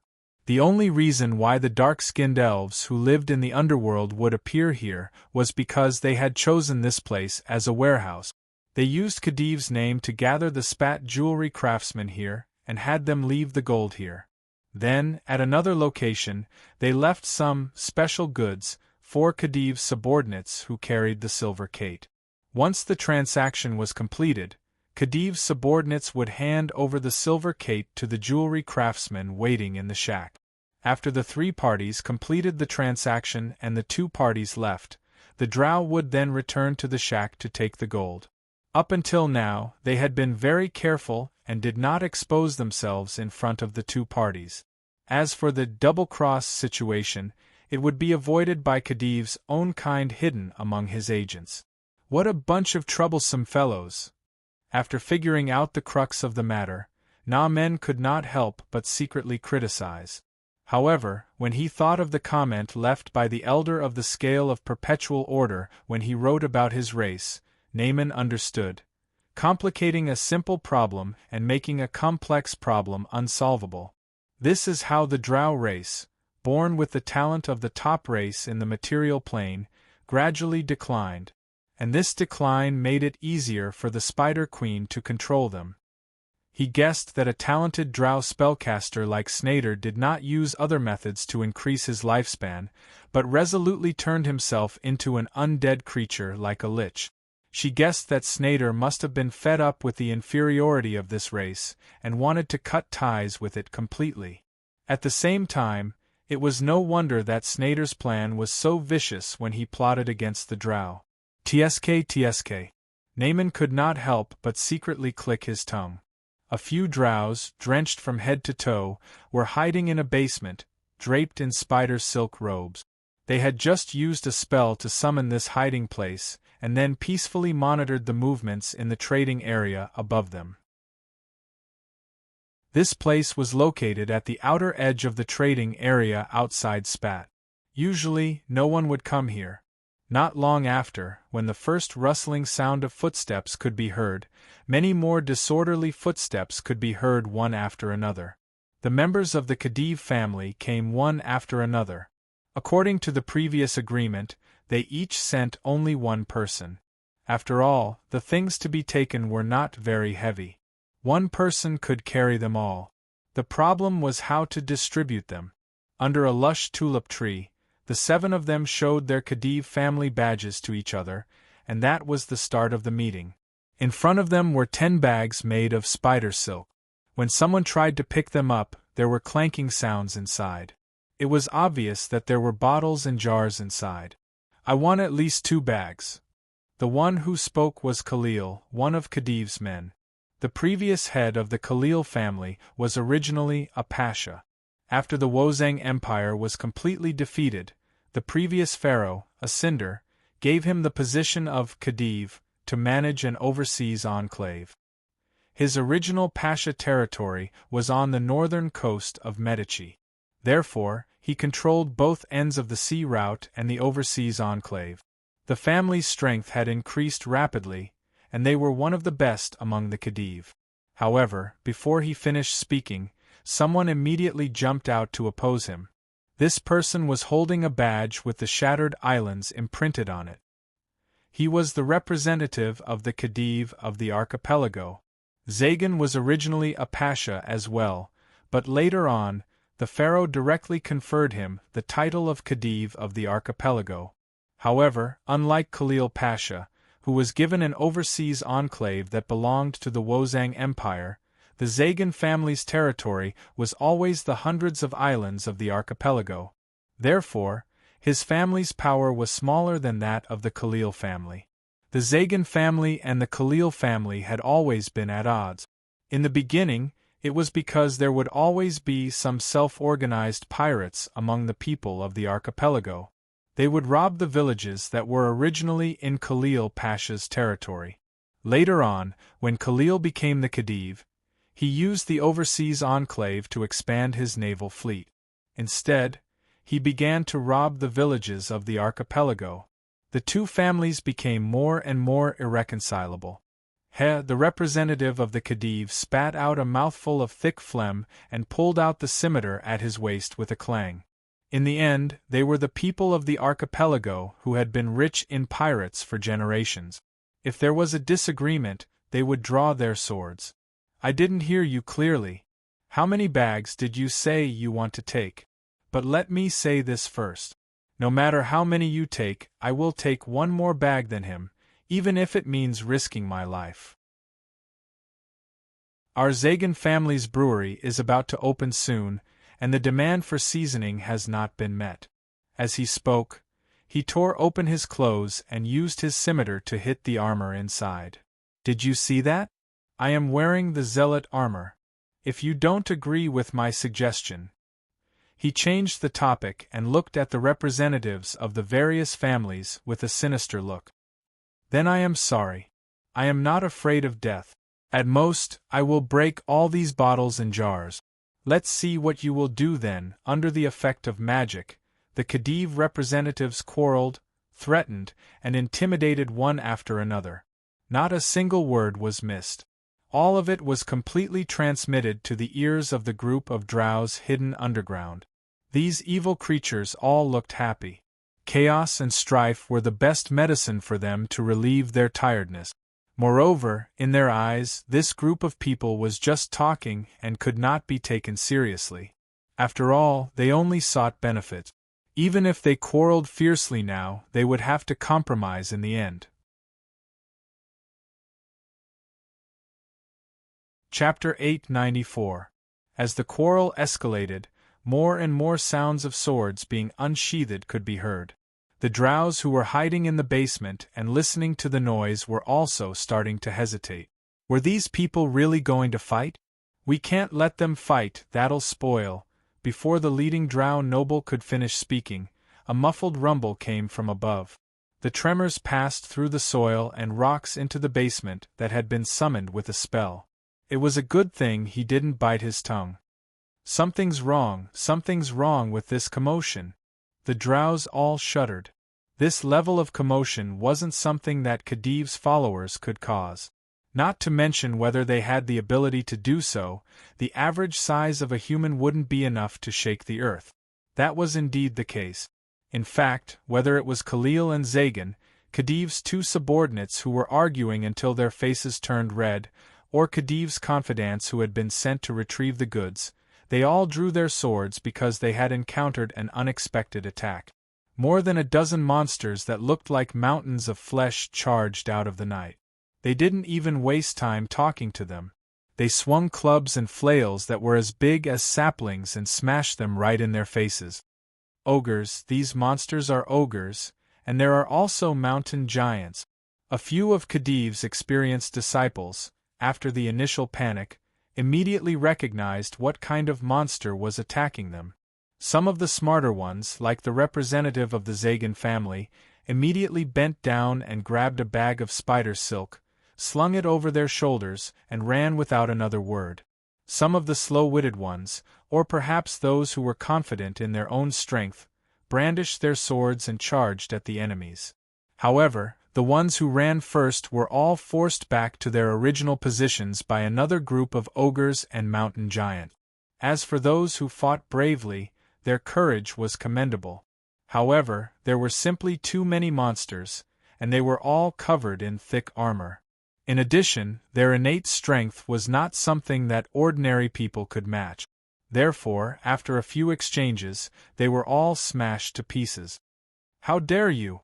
At some point, A drow suddenly appeared under the tree. He glared with his scarlet eyes and began to curse the ogres and hill giants in Jotun. Generally speaking, among the many monsters living in the material plane, the drows still had some face. These dark-skinned elves living in the underground were notorious for their cruelty and cunning, and they could still intimidate many monsters. However, the ogres and hill giants turned a deaf ear to the sudden appearance of the drow. Some of them even took the initiative to attack him. It was as if they were possessed. They waved their weapons around, making whooshing noises. They were not stingy at all. "You're courting death." Suddenly, a few more drows jumped out, and as soon as they appeared, they all cast dark magic. While the ogres and hill giants were circling in the black fog, they raised their poisoned crossbows and fired at the same time. More than a dozen crossbow bolts shot into the black fog. In a series of ding-ding-ding-ding sounds, there were always a few poochie-poochie sounds of arrowheads piercing into flesh. Then there were miserable howls, and a large amount of black blood flowed out of the thick fog. But that was all. The remaining ogres and hill giants did not seem to be afraid of the tragic death of their companions. At this moment they were simply too brave to be ogres or hill giants. Ogres and hill giants who are not afraid of death. Among the drows, some began to whisper in Jotun. There were only 17 of them. Even if there were 3 mages among them, if they really wanted to fight more than 30 huge monsters, they were afraid that they would pay a lot of casualties. None of the drows were willing to bet whether they were one of them. They were also puzzled in their hearts. Where did these monsters come from? Why were they so fearless of death? Unfortunately, not only was there no one to answer this question, but just as they fell into a bitter battle, the footsteps of more than a dozen monsters sounded in the dark night. Where did so many monsters come from? Every drow was now scared out of their wits. In just a short time, a total of 70 to 80 ogres and hill giants ran out. One must know that these two kinds of monsters usually liked to fight among themselves. A tribe organized by a family would at most have a dozen ogres or a few hill giants, which was already considered a large group. Now that nearly 3 digits of monsters appeared all of a sudden, there was obviously someone behind the scenes controlling them. "Retreat, we'll retreat after we get the gold. We've been exposed." It was the leader of the drows who reacted the fastest. He immediately realized that the most likely force to control so many monsters and only attack them was the Chamber of Commerce called Scales of Eternal Order. Although they had done an investigation before leaving and did not find any signs of ogres or hill giants, who could say for sure whether this was the foundation of the Chamber of Commerce? Of course, the answer was definitely no. Why would the Scales of Eternity keep ogres and hill giants as warriors for no reason? The ogres and hill giants that were beating up the drows here were actually just small fries that were forced to come here by Neru, who had just finished refining Vaprak's divine power. The ogre had at most given them a full set of weapons and equipment. As for why they became so powerful, it was entirely because these monsters had been completely subdued by this new ogre after witnessing the battle between Neru and Vaprak. They were in awe of this new ogre powerhouse. Since God wanted them to kill the humans and drows who participated in the trade here, then they must complete this mission. These monsters, who were not very smart, were now not too afraid of death. In their view, if they died to complete their mission, they would be favored by the new ogre god, Neru. Then their souls could ascend to his divine kingdom and become petitioners to enjoy glory and happiness. And if they were not going to die, then what reason did they have to be afraid of? It was nothing more than some humans and drows. Even if they were a little dangerous, it would at most take some effort. Wouldn't it be fine to just raise the weapons in their hands and crush these guys who were regarded as enemies by God? Chapter 895. 70 to 83-story tall monsters were wreaking havoc outside the trading port of Spat City. Fortunately, there were not many people here. Otherwise, even if they heard the noise and stayed in the shack, they would have been in vain. After all, the intelligence of the ogres and the hill giants was very average. Although Luling had ordered them not to go deep into the core area of the trading port, how could they distinguish between north, south, east, and west when they were really in a frenzy? A bunch of idiots. Glancing at the monsters behind him, the drow noble who led the team to trade for gold snorted disdainfully. With the help of a secret spell, he moved forward like a ghost, sticking close to the streets and alleys. Ordinary people could not see his figure at all. I've already left my doppelganger at the periphery of the battle. It will take those idiots and flee in all directions. Since the scale of perpetual order has launched an attack, they probably won't be able to escape this time. So I am the only one who will go get the gold and quickly leave this place in the chaos. His reasoning was very rigorous, and his idea was very reasonable. When he had warned his compatriots and proposed the second plan of breaking out of the encirclement, he had decisively adopted the third plan. As a drow noble, double-dealing was a professional education he had received since he was a child, so he naturally understood the three meanings of double-dealing. At this time, he still had a trump card in his hand. His fellow drow compatriots did not know that the spider silk robe he was wearing was actually an enchanted tool. When he took it off and unfolded it, it could become a flying carpet. This was the tool he had imitated after he came to the Ashen World and bought the flying carpet from some merchants in the Medici Empire. It took him a lot of effort to figure out the manufacturing principle of the flying carpet. His hard work paid off, and now this tool finally came in handy. When he arrived at the warehouse where he had chosen to let the jewelry craftsman stay, he would rob as much as he could. After that, he would immediately fly away on the flying carpet. Before leaving, he slaughtered a dozen slaves and used their souls to fill the 10 obsidian magic beads with energy. With these obsidian magic beads, his flying carpet could fly at the fastest speed and fly all the way to the outside of the Megalosaurus Pasha's territory.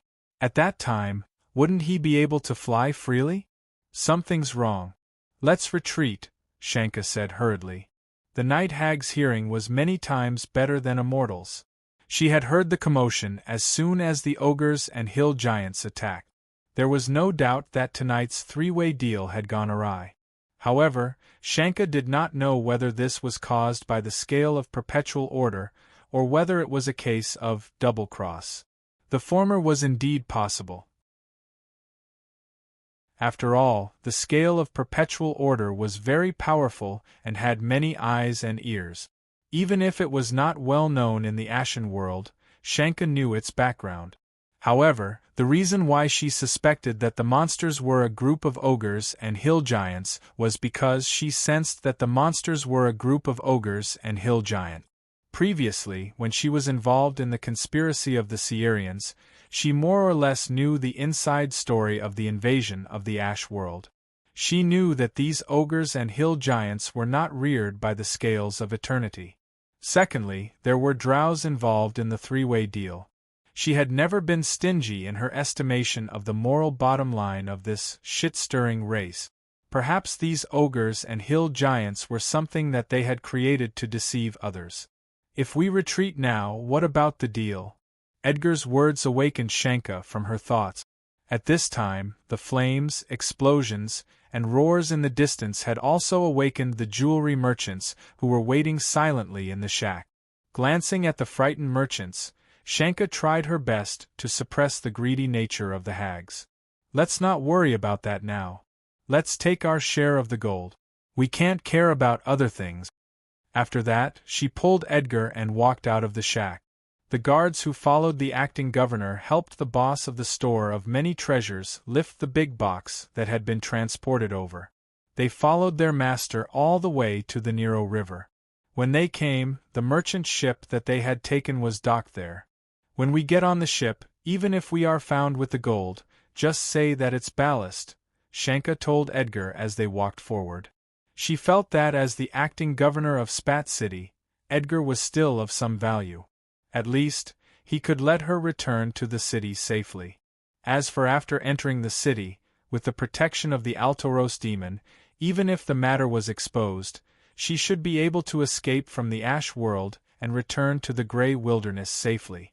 At worst, I'll stop studying this thing. Thinking of this, the hags could not help but clench the obsidian bracelet that she had taken off from her wrist. The greed in her nature made it difficult for her to give up the treasure that she had already obtained. However, when it rains, it pours. Just as the group of people were about to approach the cargo ship docked at the shore, a strange figure suddenly walked out of the cabin. Without any hesitation, the guards who were responsible for protecting Edgar's safety pulled out their machetes and crossbows. The man on the ship, who was wearing a sailor's jacket, held a long-handled battle-axe in his hand. Blood dripped from the blade of the axe. Under the bright moonlight, the guards, the owner, and the crew who had been left on the ship were all lying on the deck. "What are you looking at?" Naaman picked up a can of lager with his left hand, which he had just found in the cabin.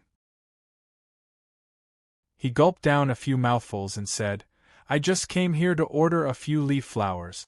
Who would have thought that they were so useless and had such a bad temper? I could only open a few holes in their bodies to vent their sour resentment." As he spoke, he threw the beer can in his hand off the ship and smashed it in front of Edgar's guards.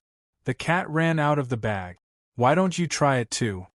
Without any reason, a gust of wind swept over, and the sawtooth on the long-handled battle-axe kept creaking because of the rapid rotation. Naaman, who was pretending to be a sailor, stepped on the side of the ship and jumped onto the shore. Without any nonsense, he directly swung his chainsaw battle-axe and attacked the guards who were confused by the series of events. The battle-axe flew in all directions, and there was no enemy in front of him. Naaman had pretended to be a pirate many times since he had pretended to be a pirate in the Ramsey Plain.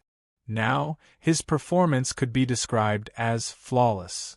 Even the way they wielded their battle-axes and fought, and the steps they took when advancing and retreating looked no different from a real pirate. Ruthless, rude, and unscrupulous, these were the feelings of the guards who faced the battle-axe directly. Blood, flesh, and limbs flew everywhere. It was almost a matter of one person and one battle-axe. Naaman easily killed these guards. Minced flesh and blood dripped from the battle-axe. Naaman walked towards Edgar and the others with a grim smile. "Whose men are you? Do you know who I am?" Seeing this, the acting governor roared fiercely. The leader of the night ghosts pretended to be trembling, but in fact, there was a sharp bone dagger in her hand hidden in her sleeve. "I'll let you know the reason before you die." Narman grinned hideously. "The big landlord of Bite City wants to borrow your head to make a mess here." Puff! Naaman's head flew up, and blood gushed out more than 3 feet high. Edgar looked at his paralyzed body on the ground, and then looked at his wife, who had beheaded him with a dagger. He was puzzled. However, this was all he could do. You're tuning in to the Phoenix Nights YouTube channel. Don't forget to subscribe and join us on this journey to catch the most captivating stories.